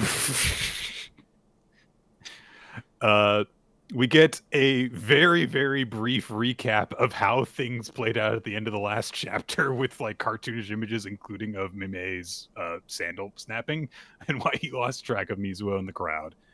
So he gets worried for a second, but then he realizes like, the way Mizuho was acting, she looks like she was got to be okay, actually. So it's not like the crowd was going to rip her apart like zombies. Oh, man. Someone hurts, parentheses, it's zombies. 28 days after someone hurts. Mime tries to message Mizuho, but he realizes, like, oh shit, reception's really bad, and he thinks that it's because of all the different people that are around him. They're all using their cell phones at the same time. His sandal strap is also broken. Then he briefly reflects on, like, I wonder what Mizuho was going to say right before we got separated. We cut over to Mizuho, who is still being shoved through the audience, and like at one point is like crowd surfing against her will. Just like, nah. Finally, the crowd stops and she tries to message Mime, but she also can't connect. So then she's like, I was going to search for a Mime location, but I guess that's a no-go. Which I like to think she was literally just going to Google where Mime is in the crowd. Mime's near me. So she gets a little bit worried for a second. She's like, I can't go back the direction I came. I don't know where I am. This isn't good.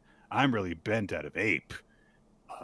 And a little dog is next to her, and it goes, "Boh," in response to her little Mizuho-ism.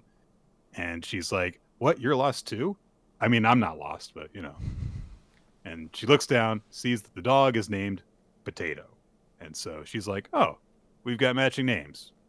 Well, I guess I got to take you with me now. And so Eel Potato picks up Potato, the dog. Oh, I sat there for so long. I was like, how is Mizuho the same name as Potato? I assume it must be kanji that I don't understand. It makes a lot more sense when you remember her name's Eel Potato. Right. So Mizuho just starts talking with Potato and says like, hey, where's your owner? Well, you think we should go to the main operations tent? You're a smart boy like Mime. Teach me math. That'd be great if off to the side was like an enormous electric eel, like swiggling around and like screaming like, I need help too. And she's like, one at a time. One at a time. I can only handle one. name partner. She's, Mizuo's trying to shove her way through the crowd. She starts talking to Potato some more. He's like, "Who'd you come with?" "I came with Mimei." "Wolf?" "No, Mimei isn't my owner. He's just a friend." Just like talking for both of them and stuff. But she reflects on when they were getting up and she got swept away by the crowd, and she says to herself, "Why did I want it to be just the two of us back there?" So that's what she was going to suggest to Mimei, is that they, not follow the crowd so that they could be alone together. And, there's no reason for a guy and a girl to be alone at a summer festival. No reason at all whatsoever. But Mizuo's like, "Oh, maybe it's because he's a little funny." "Oh, you think I'm funnier? You're a smart boy. You're on the path to college, aren't you?" Mizuo's just being real goofy about everything. And then what looks to be a father and daughter come through the crowd. They are calling out for Potato. They're trying to find their dog. And Mizuo's like, "Aw, that poor dad and his kid. It sounds like they got separated from their French fries." "Oh, they're your family." This very strange teenager is Mizuo. So she hands over Potato and, gives him a little goodbye. And then she's like, "I'm by myself again." And then she looks at her phone. She's like, "I wonder if my phone's all broken." And she tries to, use her apps and stuff like that. And so she eventually resorts to, like, "I've got the week's episode of Mon Mid downloaded, so you might as well just listen to it to calm down." So she puts in her earbuds, and she hears one of the hosts say, "Before the fireworks started, I ended up getting separated from my wife and kid." And cut later to her waiting at the back of a line for Baby Castella, one of the shops that has been set up there, one of the stalls. And she is drooling in the back of this line. Like she is like food. She is like a flat face, but there is a lot of drool underneath. What is a Castella? I'm not really sure, honestly. Let's see, Castella. But Mizuo hears like a sponge cake. Okay. Mizuo hears Mimei calling for her, and shortly enough, he comes through the crowd and finds her. And Mimei's just like, I remembered the story that Mr. Osera told in this week's Monmid, and I thought that maybe you would be here. And it's like, you fucking dorks. You both thought the same thing, and you came, God, because of a fucking podcast host said. You fucking dorks. Stop being so cute. And this part honestly really did get me, because Mizuo says, "I was in such a pickle, I was totally bent out of ape." And Mimei immediately goes, "That's shape." And Mizuo has just a little smile, because it's like, she's like, "That dog gave me nothing." Yeah. That stupid fucking dog. I gave it my bent out of ape line, and it gave me nothing. So they decide, like, hey, we want to listen to the episode together, because I've been listening to it because I couldn't listen to it before. And so the two of them put in earbuds as the fireworks show starts, and they're listening to Monmid while the fireworks show starts up. And so the prompt, Quinn, is, "Tell us something that's in the same vein as when you whistle at night, a snake slithers out," which is a superstitious, ominous thing in Japan along the lines of, like, break a mirror, 7 years bad luck. I had no idea. I was like, is this a parable? Is this I had to look it up a haiku? I have nothing for this. I didn't know. Is this even a joke setup? Well, yeah. The one that I came up with was something in the same vein as when you whistle at night, a snake slithers out. If you spill some salt, your food won't taste as good. All right. Yeah, I don't like these esoteric ones. I think they need to go back to more. They're like, what do you call it when a gorilla is your handyman? Or like a restaurant at the South Pole or whatever. Yeah. We see that Mimei gets a submission read, which is, if you train the snake that comes out to do tricks, you can get on TV, which is very weird. But fireworks are going off. We see different people watching it, including Shrimp Sushi is in there. And then we get, like, there's one from Battle Chimney. Yep. Which is asleep. Yep. Which is, if you arm wrestle all day long, you'll have to use your wits instead of your brawn. that's like kind of ominous in a way. But then we get to a 2-page spread where we get like the whole story of the fireworks show, which is, I got separated from my wife and my kid, and I tried my best to look for them, skipping the fireworks, and that's when I found a Baby Castella booth with a long line, and they were standing at the end of the line. And when I looked close, I saw them there holding a bag of Baby Castella and eating them, and they were going for seconds. I panicked. I wasn't able to enjoy the fireworks at all. And on that note, next week's prompt is a summer festival filled with impatient people, which was the one that we did last week. Now it's time for a song. Asian Kung Fu Generation's My World. We are fighting dreamers. Da, da, da, da, da, da, da. Do I want to know? So, Mizuo whispers to Mimei, or I guess yells to him, considering the fireworks are going off. It's like, hey, it's a good thing you got your email read. And Mimei says, what did you say? I said, good sale I got on focaccia bread. Mimei's like, you did not say that. So Mizuo's like, just look at the fireworks, bitch. Look at the goddamn fireworks. The show ends. Crowd starts to disperse. Mimei's sandal is still broken. He's still having a little bit of trouble walking because of it. So he's a little embarrassed about that. And Mizuo's like, oh, yeah, I remember like you fell down before. And she looks at his hand, which is a little bit scuffed up. And she's like, looks like you got hurt when he fell before. And Mizuo pauses and she says, my place is closer than yours. Come over to my house. Ooh. This is a cute-ass chapter. This is a very enjoyable chapter, and my favorite moment is the one you mentioned where she does the bent out of ape joke again and gets the Mimei response, and you can just see how much she enjoys having that person to like bounce and riff off of and everything like that. So I thought this was a very, very adorable chapter. I like how they bond.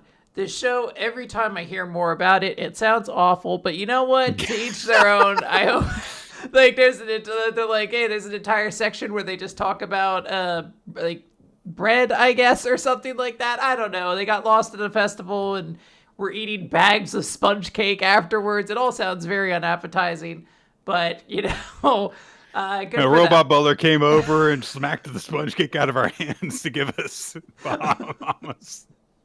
We said we're not old enough to drink, and it put another Bahama Mama in our hand, and it just got crazy from there. But it's good stuff. I enjoyed it.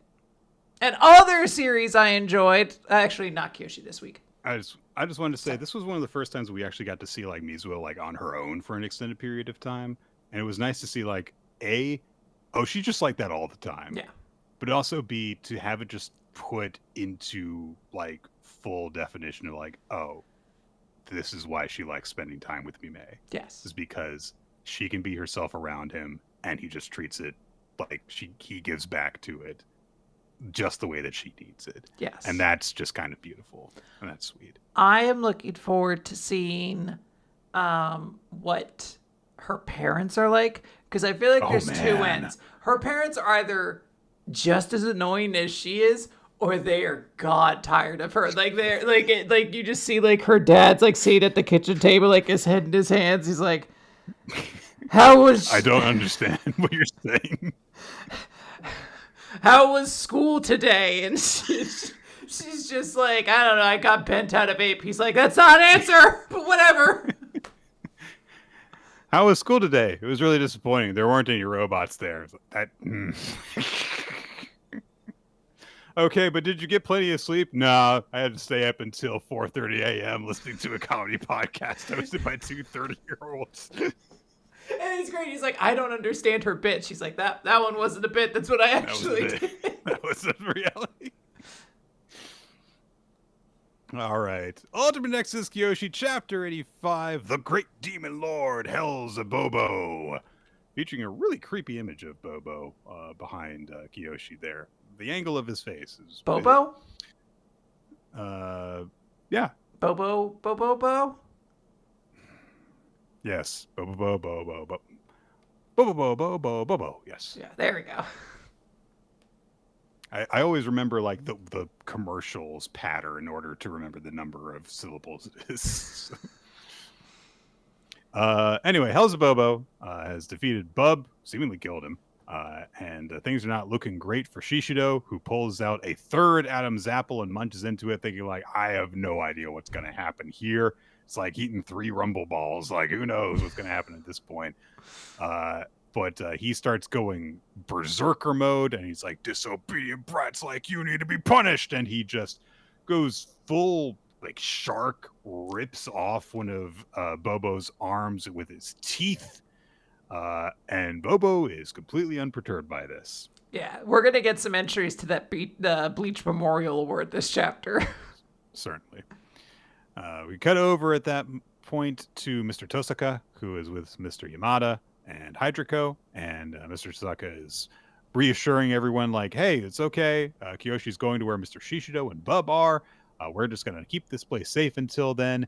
And Hydrico is like, stop trying to act tough. You are nearly dead on your feet. But fortunately, I have heard from my lackeys, and she just pulls out a phone, that Gaga's forces have mostly been subdued. And there are stickers in the chat from her underlings, which are going like, yeah. And she sent them back a middle finger. That's all she said back to them. That is what demons should text. They should text back just middle fingers and like eat shit and die. Like that's their version of like, okay, see you then, or something like that.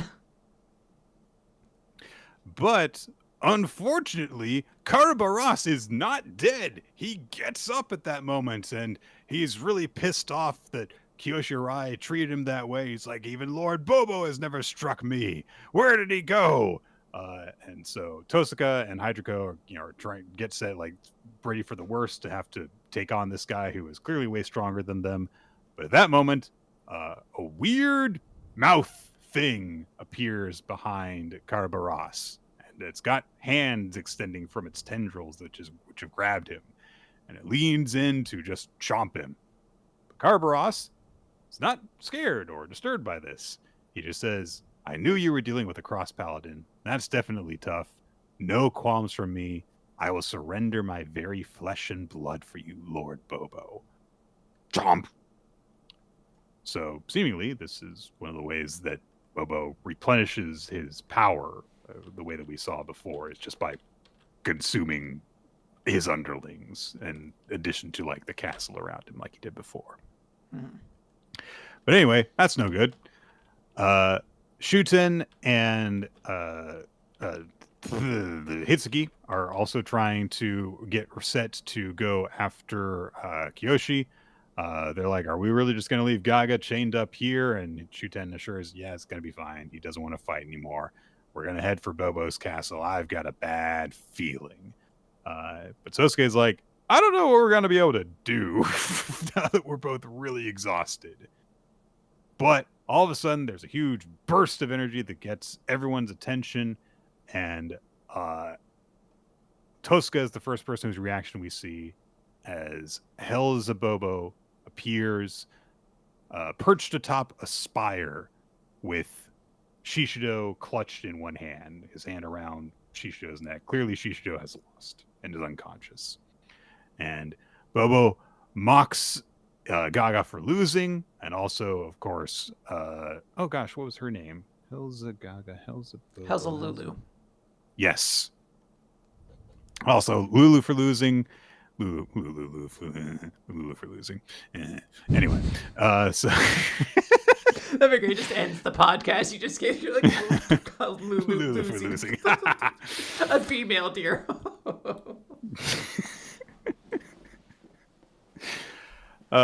So Bobo demands that Shishido wake up so that he can burn the sight of the end of the Roth territory into his eyes. He says, this is the end of the territory that you stuck your neck out to protect. And he calls down, Great Lord Black Lightning, and declares this the birth of a new great demon lord. So go out in grand style, you fools.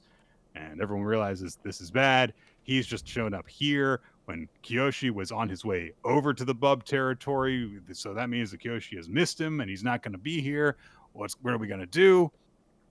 Shishido is out cold and is not waking up, which upsets Bobo. But he's like, whatever, this ends now. And he calls down black bolts of lightning to strike at all the people on the ground. And then shields of energy appear and block all of the bolts. And of course, at the last moment, Kiyoshi has appeared with and now he uses Artemis to blast off Bobo's other arm, the one that was holding Shishido. So Shishido falls onto one of the shields and his fall is cushioned.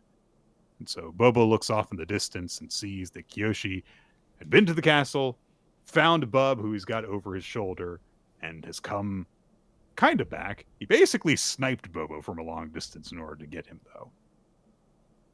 though. Bobo's arm regenerates immediately. Everyone is shocked by what has just happened. And Sosuke says he's the only guy who can pull this off. Kiyoshi Harai. And of course, yep, there he is. Kiyoshi looks all cool. He sets down Bub. He takes a big, deep breath, and he says, come and get some. And internally he's going, oh man, I almost missed him. Oh man, that was almost really bad. I heard a couple sentiments that were like, oh, Kiyoshi's just back to like Kiyoshi against a bad guy. No one really cares anymore. I did appreciate that there was a brief moment of being like, oh yeah, Kiyoshi, the whole character of him is supposed to be, he looks calm and confident, but he's actually very nervous on the inside. And I appreciate we got at least a little bit of that before we presumably lose it to just big fighting scenes. Yeah. And it's also nice that it's not like, oh, he's scared. It's like, no, he was like, oh man, I almost really fucked it there. I really almost beefed that one. So Kiyoshi says, I'm going to exercise the hell out of you. Bobo says, oh, you're going to fight me for the sake of the demon realm. You're all as much of a fool as Shishido. And Kiyoshi says, don't mock Mr. Shishido. What I protect is entirely up to me. And the two of them take ready stances and charge and really rapid bolts through the air. A fist against fist clash that honestly looks like a pretty damn cool way to end the chapter. Yeah. We'll see what happens. Fun little chapter to set up the conflict between them, and hopefully it's a more entertaining one than the Astaroth one was. Yep. Fingers crossed, Quinn. Fingers crossed. Hey, the important thing is there are no women to be at the mercy of Astaroth this time because there weren't any on this trip. I guess there's the gas mask lady. Right there. Don't you curse this. Fuck. Lulu's right down there, and Bobo was just saying how he was going to punish her. Does not count our eggs yet. Dang. All right, Marriagetoxin, Nick. Chapter 158. That's right. Gero has just gotten back the desire to live again, essentially, as a result of Kinosaki's intervening in the marriage ceremony, quote unquote, that Toniko was forcing him into. And Gero reflects like, between her, Grandma, Nasu, I was convinced I would never stand a chance against them. I fought back in blind desperation, but Kinosaki reminded me that I am not alone in this fight. And he feels the original toxin pulsing within him, and he says, I'm going to nurture this that Toshiro entrusted me with, and I'm going to see this journey through to the very end, true to my will. And instead of just launching into a fight, Gero leans down, he picks up the marriage collar that Toniko had demanded he put on, and he says, I'm afraid I can't accept this just yet. Which seems to shock Toniko more than if he had just said, I'm not going to wear this. And Gero goes on to say, I don't know anything about you. I don't know what kind of food you like, or when your birthday is, or what you do on your days off. And that's why, if you don't mind, can we start off as friends? We could exchange contact info. And so Toniko takes out a tiny, tiny dagger and cuts her hair with it. Okay. Now, I don't know why she cuts her hair specifically. It's a big dramatic move. I don't know dramatic. Why she did it. Her bone crown thing that she put on for their quote-unquote wedding falls off. And Toniko goes, start off as friends? You truly are just adorable, aren't you? Do not mock me any further. No matter. I shall make do with that wind user as my mate. Oh, Interesting. There's one or two people that we know of that could be. So she says, I believe that you and I could be the perfect pair, but I suppose I misjudged. And she holds out her hand and then clenches her fist, ordering her wolf forward to attack. So Garo again has to dart over to Kinasaki to get them to safety. He crashes through the window and leaves them out on the platform where all the rain and, horrible waves are crashing around. Kinasaki screams, and Garo's like, sorry. My bad. He puts Kinasaki behind himself as Tonoko and her wolf come out to join them out on the rainy platform. And then, just to do it, I guess, Tonoko holds a hand up to the sky, her fingers outstretched, and thunder rumbles and lightning flashes and strikes her, and it goes into her wolf instead. And we get an explanation via flashback that Toshiro gave Garo while they were climbing up out of the pit, which is, her wolf is the ultimate shield. Clad in the surrounding environment, it can repel all sorts of contact. Whatever you do, don't go picking a fight with her. The matchup's gonna be hell for you. And Tonoko then orders her wolf forward and says, I'll do you the honor of extinguishing your bloodline with my fangs. All right. Yep. She didn't use the lightning for anything, Quinn. She was just like, lightning's going to strike me, and my wolf's going to block it now. Well, now the wolf is like electrified. Look, that makes at least more sense than her cutting her hair randomly,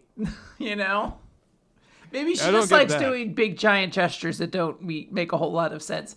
Like she's just like, oh, you don't want to pick me up from the mall today? And then she just knocks over a vase. All right, fine, I'll take the bus. And you're like, well, what was that about? I don't understand why that action was done. Are you mad? I don't particularly have a ton of thoughts in this. As I've said before, I kind of just need this arc of Marriagetoxin to just end because I'm just not vibing with it right now. Fair enough. All right. New Exorcist! Now talking about it came from the far edge of the universe! Now we're going to talk about a series that I'm all in on. Chapter 138, Promise. In the distant past, it fell to earth and lost its memories. From then on, it lived as Soranaki, one of the Hyo. However, when Gekka touched Soranaki's heart, it awakened again and turned her into a monster. To which Gakuro now addresses the monstrous Soranaki. Why did you transform Gekka into that thing? And the monster Soranaki says, actually, I meant to kill her. She seemed to be something very important to me. My objective is to keep changing. I found sustenance in the vast emptiness of space. All right. And continued to grow. That is how I have always survived. There was no other reason. So presumably he was attached to Gekka, which would have prevented him from changing. So he killed the thing that was going to keep him from changing, I guess. Anyway, zappy, lightning. So he's going to kill Gakuro with all this lightning and stuff. But then Gekka, the monster, comes in and bites him. Rawr, blood. And then they start to fall down the pit. And Gakuro jumps out and goes after them. More lightning as Soranaki is deliberately blocking all the shadows with the lightning so that Gakuro can't use Xenodark, I guess. And then all of a sudden, Soranaki just goes, "You severed my trunk. I must be very careful." And reaches into the wall, pulls out a bunch of wires from between the panels and starts munching on them, which gives him more electricity. And he goes, "Ka-cha-cha-choom!" Big ol' weapon blast. As Gakuro and Gekka have hit the ground, they're still lying there as big ol' lightning comes towards them. And Gakuro's like, I'm not recovering fast enough. I have to take shelter in the corridor with Gekka right away, but it's so far. I gotta move. And Gekka gets up instead and just tosses him into the corridor to safety instead. And Gakuro's like, wait, no! no, no, you can't. You mustn't do that. Now, no. mind you, Lizzo tosses him over into that thing, and then he has time to sit there and, like, you know, be like, oh no, as the lightning blast slowly comes down. Why doesn't she just also, like, move with him? Like, okay. Why didn't Piccolo just grab Gohan and get them out of the way? So Gekka in that moment appears to Gakuro in her human form and says, just watch, I'll protect my comrade to the end this time. And Gakuro, who has known Gekka, I remind you, for like 6 hours, goes, ah! We get a flashback to when Soranaki and Gekka were happy and stuff and spending time together. And they had a swing like from Naruto, Quinn. And Soranaki says to her, I hear a voice, you see. Stop, it says. In order to survive, avoid needless fighting. And Gekka's like, oh, so that's why you don't go to war with us? And Soranaki says, no, it's not that I don't. I can't. I want to help you both, too. And Gekka looks skeptical at him, so he's like, you don't have to believe me. So he starts pushing her on the swing, and Gekka's like, I know, you do all sorts of other things for us. Soranaki, someday I'll get rid of that voice inside you, which we learned about this chapter. And so, if I end up in deep trouble then, no matter where I am, come help me, okay? Even if I'm past the far side of the sky. And Gekka in the present is just looking up at that lightning coming towards her, which apparently is very slow. It's lightning. She has all this time as Gakuro continues to go, ah! And then the smoke dissipates. And Gekka narrates, my comrades disappeared. I became something inhuman. The world around me was always night, and my heart sank into the mud and the depths of dark water. Soranaki, even so, I... ... And Soranaki's voice goes, yes. And Gekka opens her eyes. As Soranaki is there, and he says, Gekka, I'm here to help you. And there's humanoid Soranaki there again, and he's got his wheel thingies. And he says, I'm sorry it took me so long to get to you, but I'll keep my promise. I'll fight for your sake. And so after some confusion there of like, wait, but he was, but hey, but Gakuro says, I'm seeing double. 4 Soranakis? Because the monster Soranaki's still up there. Yeah. It's way up there. I don't want to draw it right now. But there it is. It's up there. It's so big. You get it. You know, like just it's a blob or something. Soranaki, humanoid Soranaki says, Gakuro Yajima, when you cut me in two, my Soranaki personality was cut off with my lower half. I rebuilt my body from that lower half. I am the genuine Soranaki, the Hyo who lived among humans. Wait, so you're just its cock and legs? Yes, the most important part of me.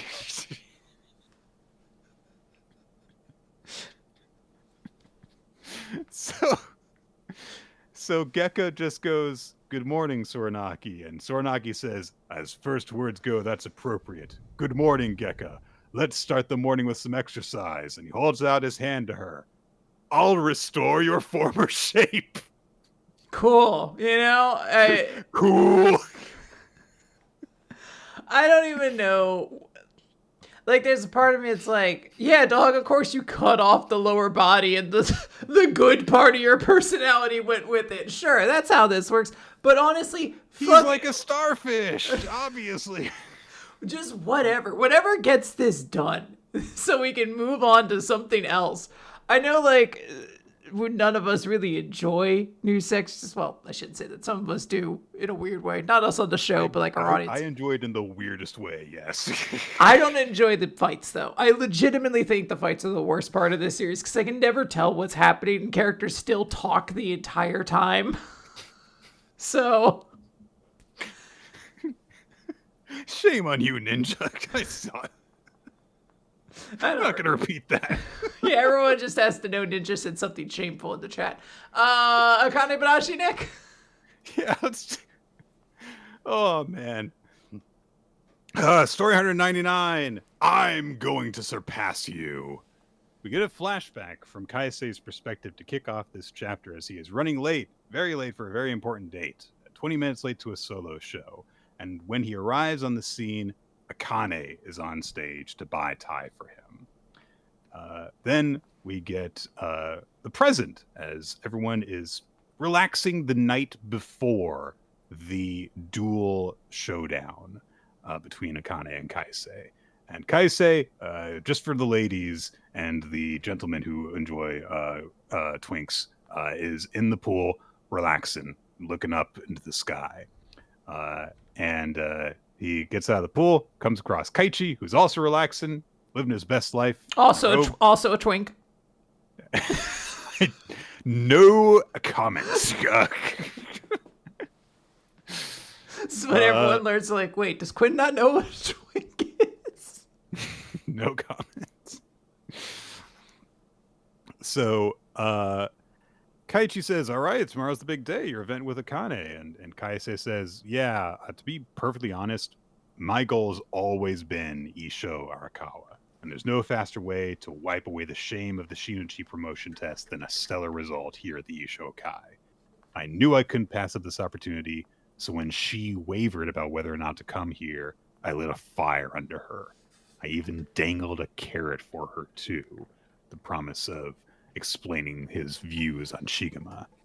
And Kaichi says, you womanizer, you're the scum of the earth, which is great banter between them. Well, what I like is because Kaisei keeps the rest of the conversation to himself. So, like, in the way that Kaisei actually hears it, he actually does make sense where he's I like, even dangled a carrot for her. Yeah, He's like, that's kind of fucked up. While she was still in high school, you're a weird little guy. And he's like, no, in my mind, he does say that. Yeah, in my mind, it's all just about winning in Rakugo. But I said it as confusingly as possible. But Kaisei says, what I really had my eye on was what comes after our event. He's like, I've known her since she was still in high school at the Karaku Cup. We met there too, but our first time was a bit before that. And we get brief flashback from really early chapter of Akane-banashi and how Akane was like, I'm going to catch up to you. And Kaisei says, can you believe that? She hadn't even joined the school yet, and she was already picking fights. But then again, she was the same after joining too. She's always worth teasing. And yet, I feel close to her as well. She's like a little sister trotting at my heels, I guess. Which, I love that we have had this whole thing building up this rivalry between the two of them. And then, in case there were any people out there who were like, oh, I kind of ship Akane and Kaisei. Little sister. Kaboom! Yeah. Just exploding so many people's images of their relationship in a single panel. Look, Akane is playing beach ball in bikinis with Hikaru in that panel. You can't see them very well, but Is that supposed to be them? It's definitely at least Akane, I'm pretty sure. I thought this was just two random women, because, like, when we see Akane and Hikaru later, I mean, I guess they're wearing, like, kind of towel-esque thing. Yeah, I guess. I don't know. Look, there's a blonde and a brunette there. How many women are in this series, Quinn? Well, it's not like it's a magical world. It is still supposed to be Japan, where I presume there are more than like the 8 women otherwise in the series. Yeah. It's like probably 70% of the women, right there. But Kaisei says today, even if it was just a dance in their Kapore thing they were doing last chapter, our time on stage together taught me something. And we get a shot of Akane from his perspective and how, like, mature and confident she looks now. And he says, it impressed upon me how strong she's gotten. But even so, she can't touch me. The Isho Kai is the shining showcase of the Isho school. She needs to understand that an apprentice of Shigema has no place here. Getting really worked up about that. In the background, someone starts playing Can't Touch This, and he's like, I wasn't looking for a needle drop. This is supposed to be a very serious scene. This is a serious song. What are you talking about? It's about how you can't touch this. And so forth. It makes him say, "Oh my lord, thank you for blessing me with two, with a mind to rhyme and 2 high feet." Bravo! Would not have expected. It feels good when you know you're down. A souped up homeboy from the old town. God. Bravo! I did not expect you to know. I did used to listen to that song a lot. Okay. Did you used to do the dance where you'd like go around the room? No, you're crazy. First off, look at me. Do you think I dance to anything, let alone MC Hammer? Akane sneezes because somebody's talking to her, about her rather, and she is in a room with Hikaru. A room that the two of them are sharing together on the cruise, Quinn. So, whatever else can be said about this series, it can be said that these two are roommates. I'm just going to leave it at that. They're literally roommates now. Yeah. Yeah.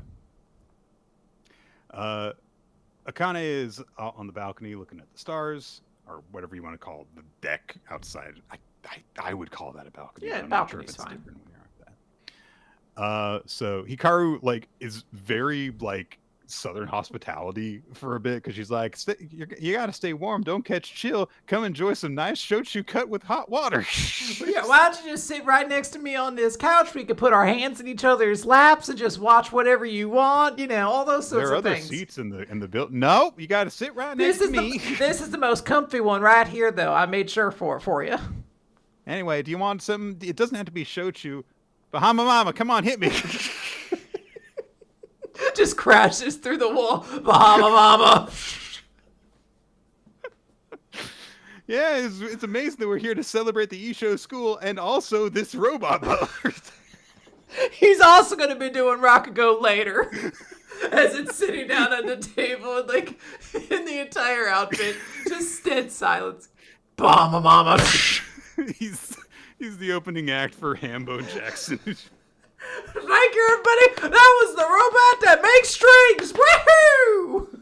We're getting married.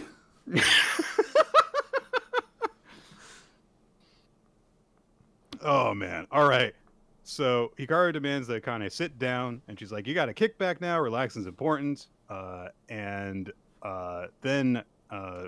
Hikaru brings up I wonder who set you up like that in terms of oh, you have to do an impromptu performance with no warning. But she, like Kaisei thinking of her, thinks of how she looked at Kaisei in that moment. And she says to Hikaru, I did today's Kapore better than usual. And when Hikaru's like, "Are you bragging?" And she's like, "No, I'm just realizing it was always like this. He floats into the picture out of nowhere and then shows off how superior he is. And every time I'm like, I'm gonna catch up to him, damn it." But the rebound made me stronger. Chasing after Kaisei Ani-san helped me be better. And there is a little moment of vulnerability that Hikaru has, because she still has acknowledged that Akane is ahead of her, even though Akane kind of does the same thing for her. And she says, "Yeah, but you ain't always going to be the one doing the chasing." And so, just a nice little vote of confidence for her. Akane thinks again about their first time meeting with Kaisei, and thinks tomorrow will be our first joint performance as proper Rakugoka. It's finally coming true. She looks out onto the horizon and she says, "I'm going to surpass you." And the night passes. We get narration saying now it's November 23rd, and so at long last, with a challenge toward the greatest of his generation on the line, the Feast of the Gods commences. Ishokai daytime program, God of Death Duel Duet begins. Should be a very exciting chapter 200. I'm looking forward to that. I enjoyed this chapter. Is just, hey, we're going to look at our two competitors with a supporting character on both sides to help facilitate the conversation. That was very good. Honestly, it kind of redeems last chapter a little bit, because they are both speaking very specifically of what that experience meant to them and how it kind of reorients how they're facing this challenge in some way, or exemplifies it.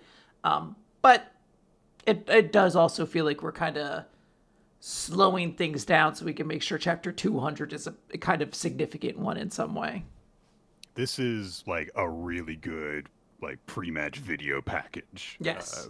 Kind of thing. It does a great job of hyping it up. Does a great job of calling back to their history as well. Which Limp Bizkit song would we set over this? I'm thinking Behind Blue Eyes. I think it's the only one I can think of that would be remotely appropriate for this. You know, the song that was done by somebody else first. Oh, everyone does covers. Well, you think Cyndi Lauper was the first one who did Girls Just Want to Have Fun? No, it was some weird creepy dude in the 50s. Look that up. It's weird. All right, Nick, let's wrap up this week of Weekly Manga Recap by talking about One Piece chapter 1177, Furious. So the Giants have figured out that all you need to do to counteract the evil thing is you just kill the other person, and they come back good. They're perfectly healthy. So there's many panels of that. I'm not going through all of it. They're just crunching down on some no-name giants, basically. There is a moment where we see Kashi, the giant that's kind of guarding Chopper and Scopper Gaban, and they're trying to fight back, but they don't know yet that if you just kill the giants, they turn back. So they're like, no, I can never hurt my friends or whatever. There is a moment, though, where Chopper goes into his monster point and says, knock it off, you jerk, and kind of slaps one of the giants. And they're like, that doesn't hurt. But the sort of evil ghost part of them starts to like fall out. And then when they hit the ground, they reverse back to their original state. They don't know why yet, because we cut away, but it looks like there's another solution that isn't just cutting them apart, because I don't know, maybe there's a downside to that we haven't learned about yet. Can you imagine if they could have just saved the king this whole time if they had just knocked him on his ass once? So we cut over to the Owl Library. Saint Killingham has been, I guess, just defeated. I guess it didn't matter that Sanji doesn't have Conqueror's Haki. That Sanji gave him fucked him up. Yeah, they cut off his head and everything like that. Frankie has this great moment where he's like, I think we've gotten too strong, Sanji. Luffy's an emperor now. But, you know, they still note they're like, you know, one of them is still unharmed. We need to kind of figure out what's going there. When Luffy and Loki show up, Luffy saying hi to all of his crewmates, and Nami just screams at them for being idiots because they're the ones who are kind of making more of these fires that Zeus has to go put out. So that's really unfortunate. Loki is just like, I don't know why I'm being yelled at. Like, why is your friend scolding me? This is your fault. And there is a funny panel of Luffy, like, forlornly looking off to the side as Radagast, the squirrel, has to like comfort him as he gets... I think we gotta kill this guy Luffy moment. Like... Very much so. But, you know, Loki's just like, I'm destroying the people harming Elpath. Why should I be scolded by your crewmates? Like, I don't care about that. And he breathes a giant lightning blast onto Luffy, but Luffy's like, oh, it's lightning, so it doesn't really work. Cut over to where Brook is, and also Usopp. Usopp is also there. And remember Usopp, Nick, who really, like, you know, Elbath is kind of like where his dream was really focused. This is where he, you know, being a brave warrior. See, it looks like we're finally gonna get something with Usopp doing something in this arc. I mean, we've had Brook doing things. We've had, Frankie doing things, Chopper, Usopp, all these, you know, or not Usopp, actually. He's specifically one of the characters who hasn't really done a whole lot right now. But we see, oh gosh, what was her name? Gunko, who has now been taken over by Emu. And Usopp starts saying, you know, like, you expect me to run, to leave a friend behind? A real warrior doesn't do that. And I've been dreaming of this place for years, and I'm not going to humiliate myself here. More importantly, I'm furious. You see, these guys are disrespecting Elbath. They're sneaking around, they're kidnapping children. You attack the kingdom with monsters rather than using your own strength, and your plan is just scummy and cowardly and sheep. shame on you. And then Gunko just like, kicks him away. So, Usopp gets up and he's like, hey, this is a proud nation of warriors that have lived by their swords and shields. If you want to rule over them, you have to fight them with pride head on. And he gets ready to use one of his attacks. And Imu just is like, nah, and just blows it up in his hand. And seemingly Usopp and Brook are kind of taken down a little bit by that. So then, who should show up? But Luffy and Loki, they're there. Loki is like, hey, this is the one with all that hockey that we felt in the underworld. And Luffy just says, I'm pissed. And Imu ends the chapter by saying, thou'st canst obey or die. Nika, Nidhogg, this battle will divide the world. Yep. Thanks for showing up, Usopp. Hopefully you're not completely down for the count because, man.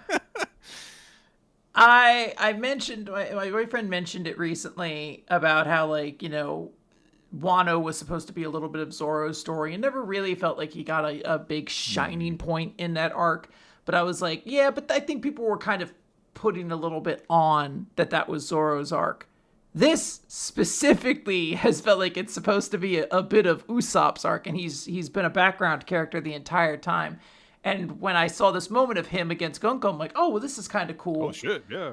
But he still hasn't done anything. Now, I'm not writing him off yet. He is physically in this location. I would not be shocked if Usopp does something that ultimately is the reason why this conflict comes to an end. Plus, it would be deeply satisfying for God Usopp to be the one that puts Imu kind of down, like hands Imu his first loss or whatever. But I am worried it's not going to feel as important as it should, just because there's so many other things that Oda has to do. Yeah.